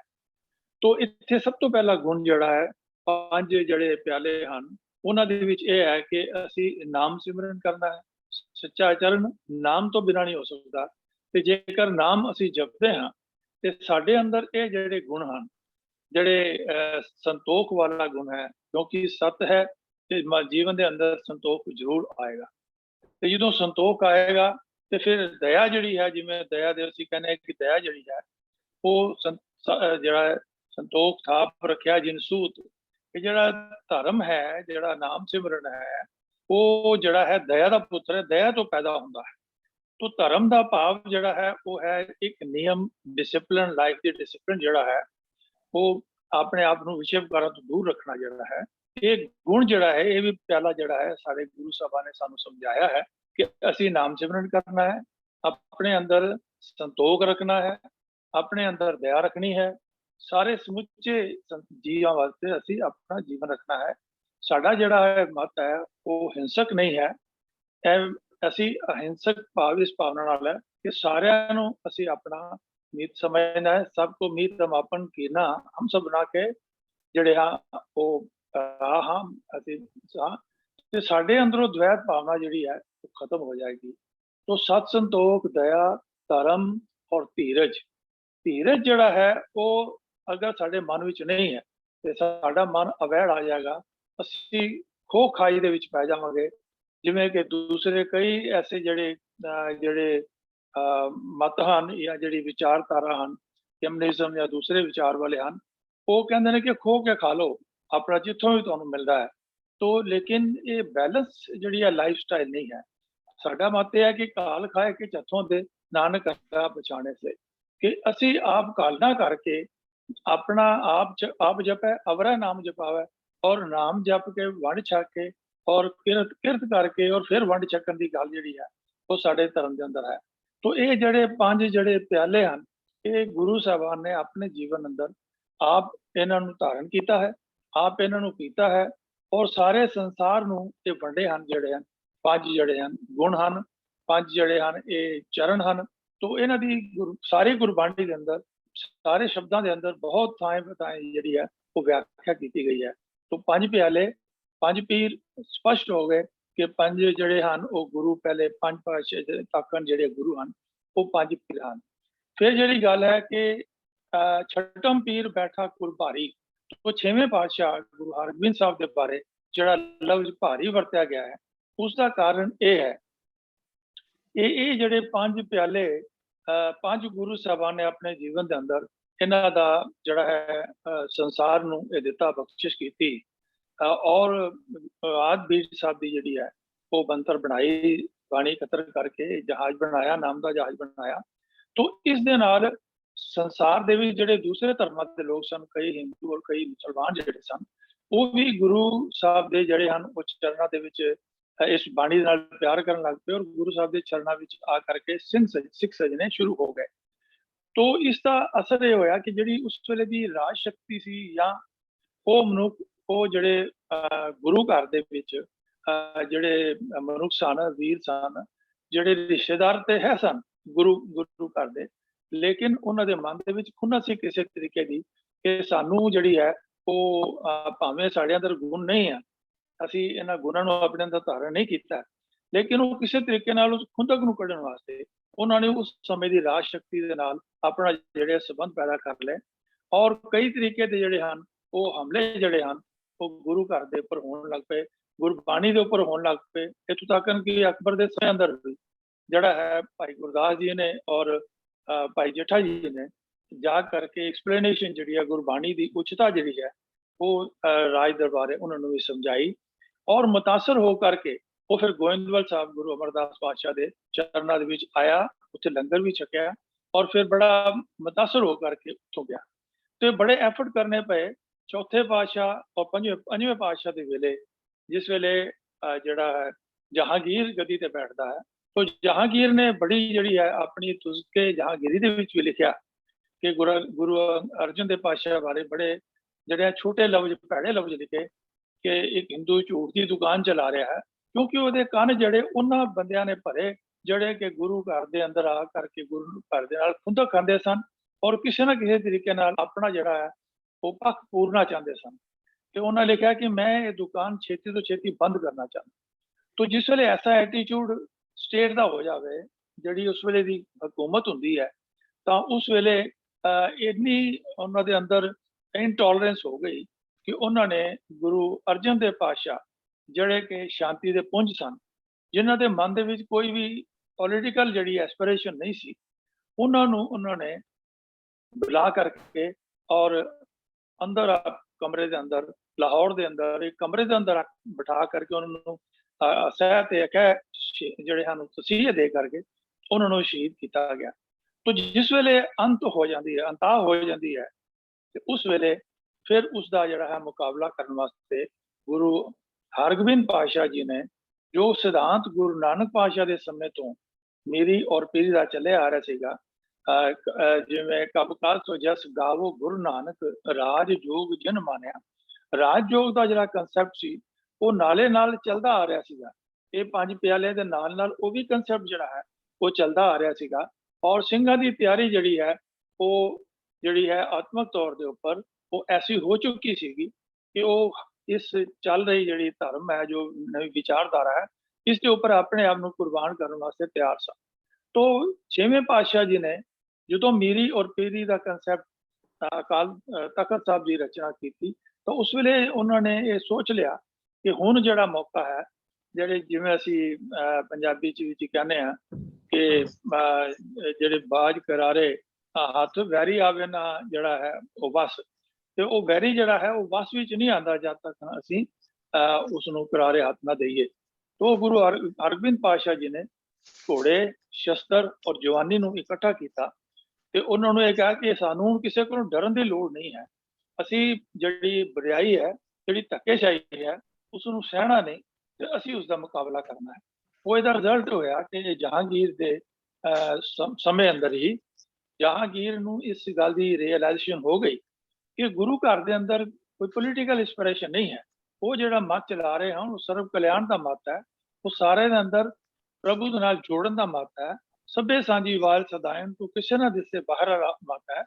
ਤੇ ਉਹ ਆਖਰ ਵਿੱਚ ਉਹਨੇ ਗੁਰੂ ਹਰਗੋਬਿੰਦ ਪਾਤਸ਼ਾਹ ਜੀ ਨੂੰ ਜਿਹੜਾ ਹੈ ਆਪਣਾ ਦੋਸਤੀ ਦਾ ਹੱਥ ਬਣਾਇਆ और फिर कई जगह के उपर वो पंजाब के अंदर गुरु साहब के नाल भी गया, तकन कश्मीर विच भी गया और उन्होंने रियलाइजेशन हो गई कि ये जड़ा मत है ये सच का मत है, ये सच का मार्ग है, तो इस दे नाल किसी तरीके का भी धक्का नहीं होना चाहिए।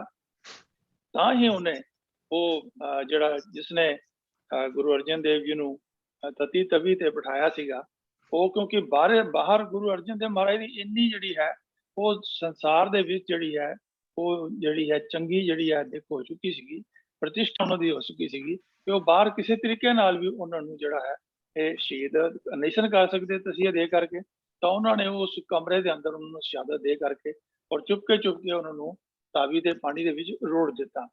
ਤੋ ਇਹ ਜੋ ਗੁਰੂ ਹਰਗੋਬਿੰਦ ਪਾਤਸ਼ਾਹ ਜੀ ਨੇ ਇਹ ਜੋ ਵੱਡਾ ਕੰਮ ਕੀਤਾ ਕਿ ਅਗਰ ਮੱਤ ਦੇ ਉੱਪਰ ਕੋਈ ਚੜ ਕੇ ਵੀ ਆ ਜਾਵੇ, ਹਾਲਾਂਕਿ ਸਾਡਾ ਸਿੱਖੀ ਦਾ ਇਹ ਮਤ ਹੈ ਕਿ ਅਸੀਂ ਕੋਈ ਵੀ ਜਿਹੜਾ ਹੈ ਧਰਮ ਦਾ ਪ੍ਰਚਾਰ ਜਿਹੜਾ ਹੈ ਉਹ ਕੋਈ ਰਾਜ ਸ਼ਕਤੀ ਨੂੰ ਪ੍ਰਾਪਤ ਕਰਨ ਵਾਸਤੇ ਨਹੀਂ ਅਸੀਂ ਕੀਤਾ ਤੇ ਨਾ ਹੀ ਕੋਈ ਕਿਸੇ ਦਾ ਇੱਕ ਇੰਚ ਪਰ ਜਗ੍ਹਾ ਵੀ ਅਸੀਂ ਆਪਣੇ ਕਬਜ਼ੇ ਵਿੱਚ ਲਈ ਹੈ। ਲੇਕਿਨ ਜੇ ਕੋਈ ਸਾਡੇ ਤੇ ਚੜ ਕੇ ਆ ਜਾਵੇ ਤਾਂ ਫਿਰ ਅਸੀਂ ਉਸ ਨੂੰ ਆਪਣੇ ਕਰਾਰੇ ਹੱਥ ਵੀ ਦਿਖਾਏ ਹਨ। ਔਰ ਇਹੀ 6ਵੇਂ ਪਾਤਸ਼ਾਹ ਤੋਂ ਬਾਅਦ ਵੀ 7ਵੇਂ ਪਾਤਸ਼ਾਹ, 8ਵੇਂ ਪਾਤਸ਼ਾਹ ਔਰ 9ਵੇਂ ਪਾਤਸ਼ਾਹ ਤੱਕਨ ਵੀ ਇਹ ਜਿਹੜਾ ਹੈ ਜੋ 2200 ਘੋੜ ਸਵਾਰ ਹਮੇਸ਼ਾ ਹੀ ਗੁਰੂ ਸਾਹਿਬ ਦੇ ਨਾਲ ਰਹੇ ਹਨ। ਔਰ 10ਮ ਪਾਤਸ਼ਾਹ ਨੇ ਫਿਰ ਜਿਸ ਵੇਲੇ ਖਾਲਸੇ ਦੀ ਸਾਜਨਾ ਕੀਤੀ ਸੀ ਅਨੰਦਪੁਰ ਸਾਹਿਬ ਵਿੱਚ 30 ਮਾਰਚ 1699 ਨੂੰ, ਇਹ ਜਗ ਪ੍ਰਸਿੱਧ ਹੈ ਕਿ ਉਹ ਜੋ ਨੀਤੀ ਜਿਹੜੀ ਹੈ ਗੁਰੂ ਹਰਗੋਬਿੰਦ ਪਾਤਸ਼ਾਹ ਜੀ ਨੇ ਸਾਹਮਣੇ ਰੱਖੀ ਸੀਗੀ ਉਸ ਨੂੰ ਅੱਜ ਤੱਕਨ ਵੀ ਜਿਹੜੇ ਗੁਰੂ ਕੇ ਸਿੱਖ ਹਨ ਉਹ ਸਾਹਮਣੇ ਰੱਖ ਕੇ ਬੈਠੇ ਹਨ। ਆਸ ਹੈ ਇਸ ਪੌੜੀ ਦੀ ਜਿਹੜੀ ਇਹਨਾਂ ਪੰਕਤੀਆਂ ਦੀ ਵਿਚਾਰ ਹੈ ਉਹ ਸਪਸ਼ਟ ਹੋ ਗਈ। ਵਾਹਿਗੁਰੂ ਜੀ ਕਾ ਖਾਲਸਾ, ਵਾਹਿਗੁਰੂ ਜੀ ਕੀ ਫਤਿਹ। ਵੀਰ ਤੇਜਿੰਦਰ ਸਿੰਘ ਜੀ, ਤੁਸੀਂ ਬਾਖੂਬੀ 5 ਪਿਆਲੇ ਕੀ ਨੇ, 5 ਪੀਰ ਨੇ ਕਿਹੜੇ ਨੇ, ਔਰ ਉਸ ਤੋਂ ਬਾਅਦ ਜੋ ਦਲ ਪੰਜਨ ਗੁਰੂ ਸੂਰਮਾ ਉਹਨੂੰ ਬਹੁਤ ਵਧੀਆ ਤਰੀਕੇ ਨਾਲ ਤੁਸੀਂ ਐਕਸਪਲੇਨ ਕੀਤਾ। ਮੈਂ ਆਸ ਕਰਦਾ ਜਿਨ੍ਹਾਂ ਦਾ ਸਵਾਲ ਹੈ ਉਹਨਾਂ ਨੂੰ ਵੀ ਇਹ ਬਹੁਤ ਉੱਤਰ ਜਿਹੜਾ ਹੈ ਉਹਨਾਂ ਨੂੰ ਮਿਲ ਗਿਆ ਹੋਏਗਾ। ਔਰ ਸੰਗਤ ਵਿੱਚੋਂ ਵੀ ਮੈਂ ਆਸ ਕਰਦਾ ਕਿ ਇਹ ਜੋ ਵੀਰ ਜੀ ਨੇ ਸਾਨੂੰ ਖੋਜ ਭਰਪੂਰ ਗੱਲ ਦੱਸੀ ਹੈ, ਜ਼ਰੂਰ ਇਹ ਇਸ ਗੱਲ ਨੂੰ ਆਪਾਂ ਪਸੰਦ ਕਰਦੇ ਹਾਂ ਤੇ ਅਸੀਂ ਅਰਦਾਸ ਕਰਦੇ ਹਾਂ ਵਾਹਿਗੁਰੂ ਜੀ ਅੱਗੇ ਕਿ ਸਤਿਗੁਰੂ ਸੱਚੇ ਪਾਤਸ਼ਾਹ ਇਹਨਾਂ ਸਾਰਿਆਂ ਵੀਰਾਂ ਨੂੰ ਐਸੀ ਬਖਸ਼ਿਸ਼ ਕਰਦੇ ਰਹਿਣ ਤਾਂ ਜੇ ਇਹ ਪੰਥ ਦੀ ਸੇਵਾ ਕਰਦੇ ਆ। ਤੋ ਸਾਧ ਸੰਗਤ ਜੀ, ਇੱਕ ਹੋਰ ਸਵਾਲ ਆਇਆ, ਉਹ ਹੈ ਕਿ ਜਿਸ ਵੇਲੇ ਗੁਰਦੁਆਰਾ ਸਾਹਿਬਾਨ ਵਿਖੇ ਜਾਂ ਕੀਰਤਨ ਦਰਬਾਰਾਂ ਜਿਸ ਵੇਲੇ ਕੀਰਤਨ ਹੋ ਰਿਹਾ ਹੁੰਦਾ ਨਾ, ਤਾਂ ਹੁੰਦਾ ਕੀ ਹੈ ਵੀ ਜਿਹੜੇ ਪ੍ਰਬੰਧਕ ਨੇ ਉਹ ਰਾਗੀ ਸਿੰਘਾਂ ਦੇ, ਕੀਰਤਨੀ ਸਿੰਘਾਂ ਦੇ ਗਲ ਵਿੱਚ ਆ ਕੇ ਨਾ ਸਰੋਪੇ ਪਾਉਂਦੇ ਨੇ। ਤੇ ਸਵਾਲ ਇਹ ਆਇਆ ਵੀ ਇਹ ਸਰੋਪਾ ਜਿਹੜਾ ਪਾਇਆ ਜਾਂਦਾ ਹੈ ਇਹ ਕਿਉਂ ਪਾਇਆ ਜਾਂਦਾ ਹੈ, ਇਹਦਾ ਮਤਲਬ ਕੀ ਹੈ। ਤੋ ਸਾਧ ਸੰਗਤ, ਮੈਂ ਬੇਨਤੀ ਕਰਦੇ ਹਾਂ ਵੀ ਇਹ ਬੜਾ ਲੰਬਾ ਵਿਸ਼ਾ ਹੈ। ਪਹਿਲੇ ਤਾਂ ਸਾਨੂੰ ਇਹ ਦੇਖ ਲਈਏ ਕਿ ਸਰੋਪਾ ਹੁੰਦਾ ਕੀ ਹੈ। ਇਹ ਫਾਰਸੀ ਦਾ ਲਫ਼ਜ਼ ਹੈ, ਸਿਰ ਪਾਓ, ਭਾਵ ਸਿਰ ਤੋਂ ਲੈ ਕੇ ਪੈਰਾਂ ਤੱਕ ਢੱਕ ਦੇਣਾ। ਪਰ ਖੈਰ ਅਸੀਂ ਆਈਏ ਕਿ ਸਿਰਪਾਓ ਜਿਹੜਾ ਹੈ ਇਹ ਗੁਰੂ ਘਰਾਂ ਵਿੱਚ ਇਹਦੀ ਕੀ ਮਹੱਤਤਾ ਹੈ। ਤੋ ਮੈਂ ਬੇਨਤੀ ਕਰਦੇ ਹਾਂ ਕਿ ਗੁਰੂ ਕਾਲ ਵਿੱਚ ਵੀ ਜਿਸ ਵੇਲੇ ਕੋਈ ਬਹੁਤ ਅਹਿਮ ਕੰਮ ਕਰਦਾ ਸੀਗਾ, ਬਹੁਤ ਅਹਿਮ ਕੰਮ ਮੈਂ ਲਫ਼ਜ਼ ਵਰਤ ਰਿਹਾ, ਤਾਂ ਉਸ ਵੇਲੇ ਉਹਨਾਂ ਨੂੰ ਗੁਰੂ ਘਰ ਵੱਲੋਂ ਕੋਈ ਬਖਸ਼ਿਸ਼ ਪ੍ਰਾਪਤ ਹੁੰਦੀ ਸੀ ਜਿਹਨੂੰ ਉਹ ਸਰੋਪਾ ਕਿਹਾ ਜਾਂਦਾ ਹੈ। ਤੋ ਇਹਦਾ ਮਤਲਬ ਬੜਾ ਸਪਸ਼ਟ ਹੈ ਕਿ ਜਿਹਨੇ, ਇਹ ਨਹੀਂ ਕਿ ਆਮ ਕੋਈ ਗੱਲ ਹੈ, ਜਿਹਨੇ ਕੋਈ ਬਹੁਤ ਖਾਸ ਮਾਰਕਾ ਮਾਰਿਆ ਹੋਵੇ ਉਹਨੂੰ ਜਾ ਕੇ ਗੁਰੂ ਘਰ ਵੱਲੋਂ ਐਸਾ ਸਰੋਪਾ ਮਿਲਦਾ ਸੀ। ਪਰ ਹੁਣ ਅੱਜ ਅਸੀਂ ਜਿਹੜੇ 20ਵੀਂ ਸਦੀ ਚ ਨਾ 21ਵੀਂ ਚ ਆ ਗਏ ਹਾਂ, ਹੁਣ ਸਾਰਾ ਪਦਾਰਥਵਾਦ ਦਾ ਯੁੱਗ ਹੈ। ਹੁਣ ਅਸਾਂ ਲੋਕਾਂ ਦੇ ਮਨਾਂ ਵਿੱਚ ਸਿੰਸੀਅਰਿਟੀ, ਦਿਆਨਤਦਾਰੀ ਘੱਟ ਹੈ ਤੇ ਸਾਡੇ 'ਚ ਜਿਹੜੀ ਦੁਨੀਆਦਾਰੀ ਹੈ ਉਹ ਵੱਧ ਗਈ ਹੈ। ਦਿਆਨਤਦਾਰੀ ਜਗ੍ਹਾ ਦੁਨੀਆਦਾਰੀ ਨੇ ਲੈ ਲਈ ਹੈ ਵੀ ਮੈਂ ਕਿਵੇਂ ਕਰਨਾ।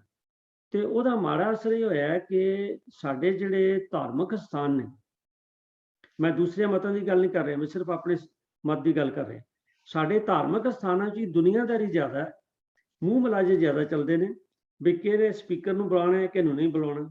ਪ੍ਰਬੰਧਕਾਂ ਦੀ ਵਿਮਸ ਤੇ ਕੰਮ ਬੜਾ ਚੱਲਦਾ ਹੈ ਵੀ ਜੇ ਤੁਸੀਂ ਉਹਨਾਂ ਦੇ ਮੁਤਾਬਕ ਨਹੀਂ ਬੋਲਿਆ ਤੇ ਜਿੰਨਾ ਮਰਜ਼ੀ ਕੋਈ ਅੱਛਾ ਵਿਦਵਾਨ ਹੋਵੇ ਉਹਨੂੰ ਪਰੇ ਕਰ ਦਿੰਦੇ ਨੇ। ਤੋ ਇਹਦਾ ਮਤਲਬ ਇਹ ਹੈ ਕਿ ਹੁਣ ਦਿਆਨਤਦਾਰੀ ਜਿਹੜੀ ਹੈ ਉਹ ਘਟ ਗਈ ਹੈ, ਜਦ ਕਿ ਗੁਰਦੁਆਰਾ ਸਾਹਿਬਾਨ ਸਾਡੇ ਜਿਹੜੇ ਨੇ ਇਹ ਸੋਰਸ ਨੇ, ਸੋਮੇ ਨੇ ਜਿੱਥੋਂ ਅਸੀਂ ਦਿਆਨਤਦਾਰੀ ਸਿੱਖਣੀ। ਪਰ ਸਮੇਂ ਦੇ ਪ੍ਰਭਾਵ ਐਸਾ ਹੈ ਕਿ ਕੁਝ ਗੱਲਾਂ ਅੱਗੇ ਪਿੱਛੇ ਹੁੰਦੀਆਂ ਰਹਿੰਦੀਆਂ ਨੇ ਕਿ ਸਾਨੂੰ ਹੁਣ ਉਸ ਤਰ੍ਹਾਂ ਦੇ ਪ੍ਰਬੰਧਕ ਵੀ ਬੜੇ ਘੱਟ ਮਿਲਦੇ ਨੇ। ਔਰ ਜ਼ਿਆਦਾ ਜਿਹੜਾ ਮਾਰ ਹੈ ਉਹ ਜਿਹੜੀ ਸਿਆਸੀ ਦਬਾਅ ਹੈ ਉਹ ਗੁਰਦੁਆਰਿਆਂ ਤੇ ਸਿਆਸੀ ਦਬਾਅ ਬਣ ਗਿਆ। ਵੱਡੀਆਂ ਸਟੇਜਾਂ ਦੀ ਗੱਲ ਛੱਡ ਵੀ ਦੇਈਏ, ਈਵਨ ਜਿਹੜੇ ਆਮ ਸਟੇਜਾਂ ਨੇ, ਭਾਵ ਮੇਰੇ ਕਹਿਣ ਤੋਂ ਭਾਵੇਂ ਜਿਹੜੇ ਸਾਡੇ ਸ਼ਹਿਰਾਂ ਵਿੱਚ ਬਹੁਤ ਸਾਰੇ ਗੁਰਦੁਆਰੇ ਸਾਹਿਬਾਨ ਹੁੰਦੇ ਨੇ, ਉੱਥੇ ਦੀਆਂ ਜਿਹੜੇ ਪ੍ਰਬੰਧਕ ਕਮੇਟੀਆਂ ਨੇ ਉਹਨਾਂ ਦੀਆਂ ਚੋਣਾਂ ਹੁੰਦੀਆਂ ਨੇ। ਚੋਣਾਂ 'ਚ ਜੋ ਕੁਝ ਹੁੰਦਾ ਹੈ ਅਖਬਾਰਾਂ 'ਚ ਆ ਕੇ ਸਾਡਾ ਜਿਹੜਾ ਜਲੂਸ ਨਿਕਲਦਾ ਉਹ ਕਿਸੇ ਤੋਂ ਛੁਪਿਆ ਨਹੀਂ। ਇਹਦਾ ਮਤਲਬ ਕੀ ਹੈ, ਦਿਆਨਤਦਾਰੀ ਕਿੱਥੇ ਰਹਿ ਗਈ। ਸੋ ਦਿਆਨਤਦਾਰੀ ਜਿਹੜੀ ਉਹ ਘਟ ਗਈ ਹੈ। ਤੇ ਇਹ ਜਿਹੜਾ ਸਿਰਪਾਓ ਲਫ਼ਜ਼ ਹੈ, ਜਿਹੜਾ ਸਾਡੇ ਕੋਲ ਸਵਾਲ ਆਇਆ, ਇਹਨੂੰ ਇੱਕ ਟੂਲ ਬਣਾ ਲਿਆ ਗਿਆ ਵੀ ਕਿਵੇਂ ਕਿਸੇ ਨੂੰ ਖੁਸ਼ ਕਰਨਾ ਹੋਵੇ ਤੇ ਇਹਨੂੰ ਸਰੋਪਾ ਦੇ ਦਿਓ ਜੀ। ਹਾਲਾਂਕਿ ਮੈਂ ਬੇਨਤੀ ਕੀਤੀ ਹੈ ਕਿ ਗੁਰੂ ਘਰ ਸਰੋਪਾ ਨਹੀਂ ਦਿੰਦੇ ਜਿਹੜੇ ਕੋਈ ਕੌਮ ਲਈ, ਮਨੁੱਖਤਾ ਲਈ ਜਾਂ ਆਪਣੇ ਧਰਮ ਲਈ ਕੋਈ ਖਾਸ ਮਾਰਕਾ ਮਾਰਿਆ ਹੋਵੇ ਉਹਨੂੰ ਕਦੀ ਵੈਰੀ ਰੇਅਰ ਕਦੀ ਕਿਸੇ ਨੂੰ ਮਿਲਦਾ ਸੀ। ਪਰ ਹੁਣ ਜਿਹੜੀ ਹੈ ਸਰੋਪਿਆਂ ਦੀ ਸਪੀਡ ਏਡੀ ਵੱਧ ਗਈ ਹੈ। ਸ਼ੁਕਰ ਹੈ ਮਹਾਰਾਜ ਦਾ ਵੀ ਦਰਬਾਰ ਸਾਹਿਬ ਪਹਿਲੇ ਸੀ ਵੀ ਜਿਹੜਾ ਵੀ 100 ਰੁਪਈਆ ਜਾ ਕੇ ਮੱਥਾ ਟੇਕਦਾ ਸੀਗਾ ਉਹਨੂੰ ਸਰੋਪਾ ਮਿਲ ਜਾਂਦਾ ਸੀ। ਤੇ ਹੁਣ ਉਹਨਾਂ ਨੇ ਉਹਦੀ ਥੋੜੀ ਸ਼ੇਪ ਹੀ ਬਦਲਾਈ ਹੈ ਜੀ। ਵੈਸੇ ਤਾਂ ਵੀ ਉੱਥੇ ਨਹੀਂ ਉਹਨਾਂ ਨੇ ਬਾਹਰ ਪ੍ਰਕਰਮਾਂ ਦੇ ਵਿੱਚ ਬਣਾ ਦਿੱਤੀਆਂ ਨੇ ਵੀ ਜਿੱਥੋਂ ਸਰੋਪਾ ਤੁਸੀਂ ਲੈ ਸਕਦੇ ਹੋ। ਹੁਣ ਚਲਦੀ ਹੈ ਕਿ ਨਹੀਂ ਮੈਨੂੰ ਪਤਾ ਨਹੀਂਗਾ, ਪਿੱਛੇ ਸ਼ੁਰੂ ਹੋਈਆਂ ਸੀ। ਪਰ ਮੇਰਾ ਮਤਲਬ ਜੇਕਰ ਆਪਾਂ ਪੈਸੇ ਦੇ ਕੇ ਸਰੋਪਾ ਲੈਣਾ ਹੈ, ਇਹਨੂੰ ਫਿਰ ਇਹਦਾ ਨਾਂ ਘੱਟੋ ਘੱਟ ਸਰੋਪਾ ਨਹੀਂ ਹੋਣਾ ਚਾਹੀਦਾ। ਪਰ ਸਿਰਪਾਓ ਦਾ ਮਤਲਬ ਜਿਹੜਾ ਮੈਂ ਬੇਨਤੀ ਕੀਤੀ ਹੈ ਕਿ ਖਾਸ ਮਾਰਕਾ ਮਾਰਨ ਲਈ। ਪਰ ਅੱਜ ਕੀ ਅਸੀਂ ਦੇਖਣ ਜਾ ਰਹੇ ਹਾਂ ਕਿ ਗੁਰਦੁਆਰਿਆਂ ਦੇ ਵਿੱਚ ਕੋਈ ਪ੍ਰੋਗਰਾਮ ਹੁੰਦਾ ਹੈ ਤੇ ਕੀਰਤਨ ਅੱਧਾ ਘੰਟਾ ਹੋਇਆ, ਉਸ ਤੋਂ ਬਾਅਦ 10-15 ਮਿੰਟ ਜ਼ਰੂਰ ਸਰੋਪੇ ਦੇਣ 'ਚ ਲੱਗ ਜਾਂਦੇ। ਇੱਕ ਕਥਾ ਹੋਈ ਅੱਧਾ ਪੌਣਾ ਘੰਟਾ, ਉਸ ਤੋਂ ਬਾਅਦ 15 ਮਿੰਟ ਸਰੋਪੇ ਦੇਣ 'ਚ ਲੱਗ ਜਾਂਦੇ ਨੇ। ਇਹਨੇ ਜੀ ਛਬੀਲ ਦੀ ਸੇਵਾ ਕੀਤੀ, ਇਹਨੂੰ ਸਰੋਪਾ ਦਿਓ। ਇਹਨੇ ਕੜਾਹ ਪ੍ਰਸ਼ਾਦ ਦੀ ਸੇਵਾ ਕੀਤੀ, ਇਹਨੂੰ ਸਰੋਪਾ ਦਿਓ। ਇਹਨੇ ਮਾਇਆ ਜ਼ਿਆਦਾ ਦਿੱਤੀ, ਇਹਨੂੰ ਸਰੋਪਾ ਦਿਓ। ਥੋੜ੍ਹੀ ਗੱਲ ਇਹਨੂੰ ਦੇਣਾ, ਜਾਂ ਤਾਂ ਸਾਰਿਆਂ ਨੂੰ ਦਿਓ। ਵੱਡੀ ਮਾਇਆ ਵਾਲੇ ਨੂੰ ਸਰੋਪਾ ਦੇ ਦਿਓ ਜਿਹਨੇ 4 ਫਿਗਰ 5 ਫਿਗਰ 'ਚ ਦਿੱਤੀ ਹੈ, ਜਾਂ ਫਲਾਣੇ ਨੇ ਇਹ ਕੀਤਾ ਜੀ ਉਹਦੇ ਲਈ। ਮਤਲਬ ਇਹ ਹੈ ਕਿ ਇੱਕ ਤਰ੍ਹਾਂ ਦਾ ਵਪਾਰੀਕਰਨ ਕਰ ਦਿੱਤਾ ਗਿਆ ਵੀ ਜੇ ਤੁਸੀਂ ਇਹ ਚੀਜ਼ ਦਿਓਗੇ ਤਾਂ ਤੁਹਾਨੂੰ ਸਰੋਪਾ ਮਿਲ ਜਾਏਗਾ। ਇਹ ਜਿਹੜਾ ਇਹ ਨਾ ਤੇ ਸਾਡੇ ਮਤਲਬ ਵੀ ਵਿਧਾਨ ਨਾਲ ਮੇਲ ਖਾਂਦਾ ਤੇ ਨਾ ਹੀ ਕੋਈ ਬਹੁਤੀ ਚੰਗੀ ਪਿਰਤ ਹੈ, ਬੜੀ ਮਾੜੀ ਪਿਰਤ ਹੈ। ਹੁਣ ਤਾਂ ਇਹ ਦੇਖਣ 'ਚ ਆ ਗਿਆ ਹੈ ਕਿ ਤੁਸੀਂ ਦੇਖੋ ਸਿਆਸੀ ਪਾਰਟੀਆਂ ਵੀ, ਇੱਕ ਬੰਦਾ ਤੁਹਾਡੀ ਪਾਰਟੀ ਸ਼ਾਮਲ ਹੋ ਰਿਹਾ, ਸਰੋਪਾ ਦਿਓ ਜੀ। 6 ਮਹੀਨੇ ਬਾਅਦ ਪਤਾ ਲੱਗਦਾ ਛੱਡ ਕੇ ਦੂਜੀ ਪਾਰਟੀ ਚਲੇ ਗਿਆ, ਉਹਨੂੰ ਸਰੋਪਾ ਮਿਲ ਜਾਂਦਾ। ਅਗਲੇ 6 ਮਹੀਨੇ 'ਚ ਮੁੜ ਕੇ ਉਸੇ ਪਾਰਟੀ 'ਚ ਆ ਜਾਂਦਾ, ਫਿਰ ਸਰੋਪਾ ਮਿਲ ਜਾਂਦਾ। ਤੇ ਲਫ਼ਜ਼ ਸਰੋਪਾ ਜਿਹੜਾ ਉਹ ਜੋ ਮਰਜ਼ੀ ਦੇਈ ਜਾਣ, ਕਿਸੇ ਦੇ ਗੱਲ 'ਚ ਹਾਰ ਪਾਉਣ, ਕਿਸੇ ਦੇ ਗੱਲ 'ਚ ਜੋ ਮਰਜ਼ੀ ਪਾਉਣ, ਸਾਡਾ ਕੋਈ ਮਤਲਬ ਨਹੀਂ। ਪਰ ਜਿਹੜਾ ਲਫ਼ਜ਼ ਵਰਤਿਆ ਜਾਂਦਾ ਨਾ ਸਿਰਪਾਓ ਜਾਂ ਸਰੋਪਾ, ਮੈਂ ਸਮਝਦਾ ਇਸ ਲਫ਼ਜ਼ ਦੀ ਮਿਸਯੂਜ਼ ਹੋ ਰਹੀ ਹੈ। ਤੋ ਇਹਨੂੰ ਸੋਚਣ ਦੀ ਲੋੜ ਹੈ ਤੇ ਰੋਕਣ ਦੀ ਲੋੜ ਹੈ। ਤੇ ਮੈਨੂੰ ਯਾਦ ਹੈ ਕਿ ਇੱਕ ਵਾਰੀ ਇੱਕ ਨਗਰ ਕੀਰਤਨ ਮਤਲਬ ਚੱਲ ਰਿਹਾ ਸੀ ਤੇ ਉੱਥੇ ਕੀ ਉਹਨਾਂ ਨੇ ਇੱਕ ਮਾਰਕੀਟ ਦੇ ਵਿੱਚ ਸੰਗਤਾਂ ਦੀ ਸੇਵਾ ਲਈ ਲੰਗਰ ਆਦਿ ਦਾ ਪ੍ਰਬੰਧ ਕੀਤਾ ਸੀ। ਤੇ ਉੱਥੇ ਨਾਲੇ ਲੰਗਰ ਚੱਲ ਰਿਹਾ ਤੇ ਨਾਲੇ ਜਿਹੜੇ ਪ੍ਰਬੰਧਕ ਨੇ ਉਹ ਆਵਾਜ਼ਾਂ ਮਾਰੀ ਜੀ ਫਲਾਣਾ ਜੀ ਆਓ ਸਰੋਪਾ ਲਓ। ਮੈਂ ਜਿਹੜੀ ਗੱਲ ਦੱਸਣਗੇ ਸੱਚੀ ਘਟਨਾ ਮੈਂ ਦੱਸ ਰਿਹਾ। ਅਨਾਉਂਸਮੈਂਟ ਹੋਈ ਕਿ ਇਹ ਜੀ ਨਾਲ ਦੇ ਸ਼ਹਿਰ ਤੋਂ ਆਏ ਨੇ ਤੇ ਇਸ ਕਰਕੇ ਇਹਨਾਂ ਨੂੰ ਸਰੋਪਾ ਦਿੱਤਾ ਹੈ। ਮੈਂ ਪ੍ਰਬੰਧਕ ਨੂੰ ਦੱਸਿਆ, ਮੈਂ ਕਿਹਾ ਯਾਰ ਮੇਰੇ 'ਚ ਗਲਤੀ ਹੈ ਕਿ ਮੈਂ ਇਸੇ ਸ਼ਹਿਰ 'ਚ ਰਹਿਣ ਵਾਲਾ, ਜੇ ਮੈਂ ਦੂਜੇ 'ਚ ਆਉਂਦਾ ਸ਼ਾਇਦ ਮੈਨੂੰ ਵੀ ਮਿਲ ਜਾਂਦਾ। ਮਤਲਬ ਸਿਰਫ ਇਸ ਗੱਲ ਦਾ ਸਰੋਪਾ ਦੇਣਾ ਵੀ ਦੂਜੇ ਸ਼ਹਿਰ ਤੋਂ ਆਇਆ, ਵੀ ਇਹ ਕਿਹਦੀ ਮਾਰਕ ਹੈ ਜਾਂ ਕੀ ਗੱਲ ਹੈ। ਅਗਲਾ ਆਇਆ ਕਿਸੇ ਮਜਬੂਰੀ 'ਚ ਆਇਆ ਹੋਣਾ ਜਾਂ ਕਿਸੇ ਕੰਮ ਆਇਆ ਹੋਣਾ ਜਾਂ ਚਲੋ ਸ਼ਰਧਾ ਨਾਲ ਆਇਆ। ਈਵਨ ਦੈਨ ਮਤਲਬ ਪਾਰਟਿਸਪੇਸ਼ਨ ਦਾ ਸਰੋਪਾ ਮਤਲਬ ਵੀ ਜੇ ਆਪਾਂ ਕਰ ਦਿਆਂਗੇ ਤੇ ਫਿਰ ਕਿਹਨੂੰ ਕਰਨਾ ਤੇ ਕਿਹਨੂੰ ਛੱਡਣਾ। ਮੈਂ ਇੱਕ ਹੋਰ ਗੱਲ ਤੁਹਾਡੇ ਨਾਲ ਸਾਂਝੀ ਕਰਾਂ ਕਿ ਸਿੱਖ ਮਿਸ਼ਨਰੀ ਕਾਲਜ ਜਲੰਧਰ ਜਿਸ ਵੇਲੇ 3 ਸਾਲਾ ਜਿਹੜਾ ਕੋਰਸ ਕਰਾਇਆ ਜਾਂਦਾ ਸੀ ਮਿਸ਼ਨਰੀਆਂ ਨੂੰ, ਜਿਸ ਵੇਲੇ ਪਹਿਲਾ ਬੈਚ ਨਿਕਲਿਆ 3 ਸਾਲ ਬਾਅਦ ਤੇ ਉਹਨਾਂ ਨੂੰ ਸਰਟੀਫਿਕੇਟ ਦੇਣੇ ਸੀ ਤੇ ਅਸੀਂ ਫੈਸਲਾ ਕੀਤਾ ਵੀ ਇੱਕ ਦੀਵਾਨ ਕਰਕੇ ਤੇ ਉੱਥੇ ਸਰਟੀਫਿਕੇਟ ਦਿੱਤੇ ਜਾਣਗੇ। ਤੇ ਅਸੀਂ ਭਾਈ ਜਸਵੀਰ ਸਿੰਘ ਜੀ ਖੰਨੇ ਵਾਲੇ ਉਹਨਾਂ ਨੂੰ ਬੇਨਤੀ ਕੀਤੀ ਵੀ ਤੁਸੀਂ ਆਓ ਕੀਰਤਨ ਕਰੋ। ਤੋ ਉਹ ਆਏ, ਉਹਨਾਂ ਨੇ ਕੀਰਤਨ ਕੀਤਾ ਤੇ ਉਹਨਾਂ ਨੇ ਮਤਲਬ ਵੀ ਕਿਹਾ ਵੀ ਪ੍ਰੋਗਰਾਮ ਬੜਾ ਅੱਛਾ ਚੱਲ ਰਿਹਾ ਜੋ ਵੀ ਹੈ। ਤੇ ਉਸ ਤੋਂ ਬਾਅਦ ਇਹ ਕੰਮ ਚੱਲ ਰਿਹਾ ਸੀ ਤੇ ਮੇਰੇ ਕੰਨ ਵਿੱਚ ਆ ਕੇ ਉਹਨਾਂ ਦੇ ਇੱਕ ਨਿਕਟਵਰਤੀ ਨੇ ਕਿਹਾ, ਕਹਿਣ ਲੱਗੇ ਜੀ ਭਾਈ ਸਾਹਿਬ ਜੀ ਨੂੰ ਸਰੋਪਾ ਦਿਓ। ਤੇ ਮੈਂ ਚੁੱਪ ਕਰ ਗਿਆ। ਮੈਂ ਫਿਰ ਸਟੇਜ ਤੇ ਉਹਨਾਂ ਨੂੰ ਬੇਨਤੀ ਕੀਤੀ, ਮੈਂ ਕਿਹਾ ਜੀ ਗੱਲ ਹੈ ਮੈਨੂੰ ਇਹ ਹੁਕਮ ਹੋਇਆ ਵੀ ਸਰੋਪਾ ਦਿਓ, ਪਰ ਸਾਡੀ ਮਜਬੂਰੀ ਇਹ ਹੈ ਕਿ ਅਸੀਂ ਮਿਸ਼ਨਰੀ ਕਾਲਜ ਨੇ ਫੈਸਲਾ ਕੀਤਾ ਵੀ ਨਾ ਸਰੋਪਾ ਦੇਣਾ ਨਾ ਸਰੋਪਾ ਲੈਣਾ, ਬਈ ਇਹ ਸਰੋਪੇ ਦੀ ਪਿਰਤ ਠੀਕ ਨਹੀਂ ਹੈ ਤੇ ਇਸ ਕਰਕੇ ਸਾਡੀ ਮਜਬੂਰੀ ਹੈ ਸਰੋਪਾ ਨਹੀਂ ਦੇ ਸਕਦੇ। ਸਾਧ ਸੰਗਤ ਜੀ ਮੈਂ ਗੱਲ ਕਹੀ ਤੇ ਭਾਈ ਸਾਹਿਬ ਜੀ ਨੇ ਉਸੇ ਵੇਲੇ ਮਾਈਕ ਫੜ ਕੇ ਕਿਹਾ ਮੈਂ ਇੰਨਾ ਖੁਸ਼ ਹਾਂ ਵੀ ਇਹ ਪਿਰਤ ਜਿਹੜੀ ਹੈ ਬੜੀ ਵਧੀਆ ਗੱਲ ਹੈ, ਬੜੀ ਚੰਗੀ ਗੱਲ ਹੈ। ਤੇ ਉਹਨਾਂ ਨੇ ਉਸੇ ਵੇਲੇ ਇਹ ਵੀ ਨਾਲ ਕਹਿਤਾ ਵੀ ਇਹ ਮਿਸ਼ਨਰੀ ਕਾਲਜ ਮੈਂ ਬਾਕੀ ਵੀ ਇਹਨਾਂ ਦੇ ਸੰਵਿਧਾਨ ਵਗੈਰਾ ਪੜ੍ਹਿਆ, ਇਹਨਾਂ ਦੇ ਕੰਮ ਕਰ ਦੇਖੇ ਤੇ ਬੜਾ ਅੱਛਾ ਕੰਮ ਕਰ ਰਹੇ ਨੇ। 50,000 ਰੁਪਈਆ ਉਹਨਾਂ ਨੇ ਸਾਡੇ ਮਿਸ਼ਨਰੀ ਕਾਲਜ ਜਲੰਧਰ ਲਈ ਉਸ ਵੇਲੇ ਉਹਨਾਂ ਨੇ ਸਹਾਇਤਾ ਦੇ ਤੌਰ ਤੇ ਵੀ ਅਨਾਉਂਸ ਕੀਤੀ। ਸੋ ਮੇਰੇ ਕਹਿਣ ਦਾ ਮਤਲਬ ਇਹ ਹੈ ਕਿ ਇਹ ਸਾਡੇ ਮਨ 'ਚ ਪੱਕਾ ਹੋ ਗਿਆ ਕਿ ਅਸੀਂ ਸਰੋਪਾ ਜ਼ਰੂਰ ਦੇਣਾ। ਤਾਂ ਜੀ ਉਹਨਾਂ ਦੇ ਨਿਕਟਵਰਤੀ ਨੇ ਆ ਕੇ ਮੇਰੇ ਕੰਨ 'ਚ ਕਿਹਾ ਜੀ ਨੂੰ ਸਰੋਪਾ ਦਿਓ। ਤੋ ਹੈ ਬੜੀ ਔਖੀ ਗੱਲ ਹੈ। ਪਿੱਛੇ ਜੇ ਕੋਈ ਵੀਰ ਦੱਸ ਰਿਹਾ ਸੀ ਵੀ ਕੀਰਤਨੀ ਸਿੰਘ ਉਹਨਾਂ ਨੂੰ ਮਿਲੇ, ਕਹਿੰਦੇ ਮੇਰੇ ਘਰ ਸਰੋਪਿਆਂ ਦੇ ਨਾਲ ਟਰੰਕ ਭਰਿਆ ਪਿਆ, ਮੈਂ ਕਰਾਂ ਕੀ। ਹੁਣ ਦੇਖੋ ਸਰੋਪਾ ਹੈ, ਸਤਿਕਾਰ ਨਾਲ ਦਿੱਤਾ ਕਿਸੇ ਨੇ, ਤੁਸੀਂ ਉਹਨੂੰ ਸੁੱਟ ਵੀ ਨਹੀਂ ਸਕਦੇ। ਤੇ ਜੇ ਆਪਾਂ ਸਰੋਪਾ ਦਈਏ ਅਗਲਾ ਮੁੜ ਕੇ ਆਪਣੀ ਕਾਰ ਨੂੰ ਸਾਫ਼ ਕਰੇ ਤਾਂ ਵੀ ਮਾੜੀ ਗੱਲ ਹੈ। ਤੋ ਮਤਲਬ ਇਹ ਹੈ ਕਿ ਇਹਦੇ ਤੇ ਸਾਨੂੰ ਸੰਕੋਚ ਕਰਨਾ ਚਾਹੀਦਾ, ਸਾਰੀ ਸੰਗਤ ਨੂੰ ਸੋਚਣਾ ਚਾਹੀਦਾ। ਆਪੋ ਆਪਣੇ ਜਿਹੜੇ ਸਾਡੇ ਇਲਾਕੇ ਦੇ ਗੁਰਦੁਆਰੇ ਸਾਹਿਬਾਨ ਨੇ ਉਹਨਾਂ ਨੂੰ ਕਿਹਾ ਜਾਏ ਬਈ ਇਹਦੀ ਯੋਗ ਵਰਤੋਂ ਕੀਤੀ ਜਾਏ, ਲੋੜ ਦੇ ਅਨੁਸਾਰ ਦਿੱਤਾ ਜਾਏ। ਪਰ ਮੈਨੂੰ ਪੱਕਾ ਉਮੀਦ ਹੈ ਵੀ ਪ੍ਰਬੰਧਕਾਂ ਨੇ ਵੀ ਮੰਨਣਾ ਕੋਈ ਨਹੀਂ, ਕਿਉਂਕਿ ਮੇਰੇ ਨਾਲ ਘਟਨਾ ਵਾਪਰੀ, ਖਿਮਾ ਕਰਨਾ ਸਮਾਂ ਉੱਪਰ ਹੋ ਗਿਆ, ਮੈਂ ਸਮਾਪਤੀ ਕਰਨ ਲੱਗਾ। ਸਾਡੇ ਜਲੰਧਰ ਜਿਸ ਇਲਾਕੇ 'ਚ ਮੈਂ ਰਹਿਣਾ ਉੱਥੇ ਗੁਰਦੁਆਰਾ ਸਾਹਿਬਾਨ ਕੋਈ ਆਵੇ ਸਰੋਪਾ ਤੇ ਮੈਨੂੰ ਉੱਥੇ ਸ਼ਬਦ ਵਿਚਾਰ ਦਾ ਸਮਾਂ ਮਿਲਦਾ ਹੈ ਤੇ ਮੈਂ ਹਰ ਵਾਰੀ ਉਹਨੂੰ ਕਹਿਣਾ ਵੀ ਇਹ ਕਿਰਪਾ ਕਰੋ ਵੀ ਤੁਸੀਂ ਸਰੋਪੇ ਨਾ ਦਿਆ ਕਰੋ। ਤੇ ਖੈਰ ਮੈਂ ਉਹਨਾਂ ਨੂੰ ਬੇਨਤੀ ਕਰਤੀ ਵੀ ਘੱਟੋ ਘੱਟ ਤੁਸੀਂ ਮੈਨੂੰ ਇਸ ਪਾਸੇ ਨਹੀਂ ਲਿਆਉਣਾ, ਮੇਰੇ ਗੱਲ ਤੇ ਸਰੋਪਾ ਪਾ ਦਿਓ। ਤੇ ਮੈਂ ਪ੍ਰਬੰਧਕ ਦੇ ਪ੍ਰਧਾਨ ਸਾਹਿਬ ਨੇ ਵੱਖਰੇ ਹੋ ਕੇ ਪੁੱਛਿਆ, ਮੈਂ ਕਿਹਾ ਮੈਂ ਤੁਹਾਨੂੰ ਇੰਨੀ ਵਾਰੀ ਸੰਗਤ 'ਚ ਬੇਨਤੀ ਕੀਤੀ ਵੀ ਨਾ ਦਿਓ ਤੇ ਤੁਸੀਂ ਫਿਰ ਵੀ ਟਲਦੇ ਨਹੀਂ, ਗੱਲ ਕੀ ਹੈ? ਉਹ ਕਹਿੰਦੇ ਕਰੀਏ ਕਿ ਜੀ, ਲੋਕੀ ਕਹਿੰਦੇ ਤੁਹਾਡੇ ਗੁਰਦੁਆਰੇ ਮਾਣ ਸਤਿਕਾਰ ਹੀ ਨਹੀਂ ਹੁੰਦਾ, ਤੁਸੀਂ ਆਈਏ ਕੀ? ਮੈਂ ਕਿਹਾ ਜਿਹੜੇ ਸ਼ਖਸ ਮਾਣ ਸਤਿਕਾਰ ਲਈ ਗੁਰਦੁਆਰੇ ਆਉਂਦੇ ਨੇ ਉਹ ਬੇਸ਼ੱਕ ਨਾ ਆਉਣ, ਪਰ ਮੇਰੀ ਗੱਲ ਜਿਹੜੀ ਉਹ ਪ੍ਰਬੰਧਕਾਂ ਨੂੰ ਮਤਲਬ ਮੁਆਫਕ ਨਹੀਂ ਬੈਠੀ, ਕਿਉਂਕਿ ਉਹਨਾਂ ਦਾ ਜਿਹੜਾ ਇਹ ਕਾਰ ਹੈ ਅੱਜ ਤੱਕ ਉਹ ਹਜੇ ਵੀ ਕਰੀ ਜਾ ਰਹੇ ਨੇ। ਮੇਰਾ ਮਤਲਬ ਮੇਰੇ ਕਹਿਣ ਦੇ ਬਾਵਜੂਦ, ਕਥਾ ਦੇ ਵਿੱਚ ਸੰਗਤੀ ਰੂਪ ਵਿੱਚ ਕਹਿਣ ਦੇ ਬਾਵਜੂਦ ਵੀ ਉਹਨਾਂ ਨੇ ਗੱਲ ਮੇਰੀ ਨਹੀਂ ਮੰਨੀ। ਸੋ ਮੈਨੂੰ ਉਮੀਦ ਹੈ ਵੀ ਬਾਕੀਆਂ ਦੀ ਗੱਲ ਵੀ ਘੱਟ ਹੀ ਮੰਨਣਗੇ, ਪਰ ਸਾਡਾ ਮਤਲਬ ਉਹ ਕਹਿੰਦੇ ਟਰਾਈ ਐਂਡ ਟਰਾਈ, ਸਾਨੂੰ ਕੋਸ਼ਿਸ਼ ਕਰਦੇ ਰਹਿਣਾ ਚਾਹੀਦਾ ਹੈ ਕਿ ਜਿਹੜੀਆਂ ਇਹ ਵਾਧੂ ਦੀਆਂ ਗੱਲਾਂ ਸਾਡੇ ਗੱਲ 'ਚ ਪੈ ਗਈਆਂ ਨੇ, ਅਸੀਂ ਇਹਨਾਂ ਤੋਂ ਮੁਕਤ ਹੋਈਏ। ਤੋ ਸਾਧ ਸੰਗਤ ਜੀ ਖਿਮਾ ਕਰਨਾ, ਸਮਾਂ 2 ਮਿੰਟ ਜ਼ਿਆਦਾ ਹੋ ਗਿਆ, ਆਪ ਜੀ ਦਾ ਸਮਾਂ ਜ਼ਿਆਦਾ ਲਿਆ। ਤੋ ਜਿਨ੍ਹਾਂ ਦੇ ਸਵਾਲ ਸਨ ਉਹਨਾਂ ਕੋਲੋਂ ਆਪਾਂ ਫਿਰ ਇੱਕ ਵਾਰੀ ਮੈਂ ਬੇਨਤੀ ਕਰਦਾ ਬਈ ਅਸੀਂ ਆਪਣੇ ਹਿਸਾਬ ਦੇ ਨਾਲ, ਪੈਨਲ ਮੈਂਬਰਸ ਨੇ ਸੋਚ ਵਿਚਾਰ ਕੇ ਜੋ ਠੀਕ ਬਣਿਆ ਉੱਤਰ ਦਿੱਤਾ ਹੈ, ਪਰ ਇਹਦੇ 'ਚ ਫਿਰ ਵੀ ਊਣਤਾਈਆਂ ਹੋ ਸਕਦੀਆਂ ਨੇ, ਉਹਦੇ ਲਈ ਖਿਮਾ। ਔਰ ਤੁਹਾਡੇ ਸੁਝਾਅ ਦੀ ਅਸੀਂ ਉਮੀਦ ਰੱਖਦੇ ਹਾਂ। ਔਰ ਸੰਗਤ ਵਿੱਚ ਜਿਹੜੇ ਨਵੇਂ ਸੱਜਣ ਕੋਈ ਆਏ ਨੇ, ਉਹ ਆਪਣੇ ਆਪ ਨੂੰ ਸੰਗਤ ਦੇ ਸਾਹਮਣੇ ਫਤਿਹ ਸਾਂਝੀ ਕਰਕੇ ਆਪਣੀ ਛੋਟੀ ਜਿਹੀ ਇੰਟਰੋਡਕਸ਼ਨ ਦੇ ਦੇਣ। ਇੱਕ ਨਾਮ ਹੈ ਜੀ ਅੰਮ੍ਰਿਤ ਕੌਰ, ਜਿਨ੍ਹਾਂ ਦੀ ਆਈਡੀ ਅੰਮ੍ਰਿਤ ਕੌਰ, ਪਲੀਜ਼ ਆਪਣੇ ਅਨਮਿਊਟ ਕਰੋ ਜੀ ਔਰ ਸੰਗਤ ਨਾਲ ਫਤਿਹ ਸਾਂਝੀ ਕਰੋ। ਅੰਮ੍ਰਿਤ। ਇੱਕ ਹੋਰ ਆਈਡੀ ਹੈ ਜੀ ਜ਼ੂਮ ਯੂਜ਼ਰ। ਹਾਂਜੀ, ਵਾਹਿਗੁਰੂ ਜੀ ਕਾ ਖਾਲਸਾ। ਕਿਰਪਾ ਕਰਕੇ। ਹਾਂਜੀ ਭੈਣ ਜੀ। ਹਾਂਜੀ ਹਾਂਜੀ ਵੀਰ ਜੀ, ਬਹੁਤ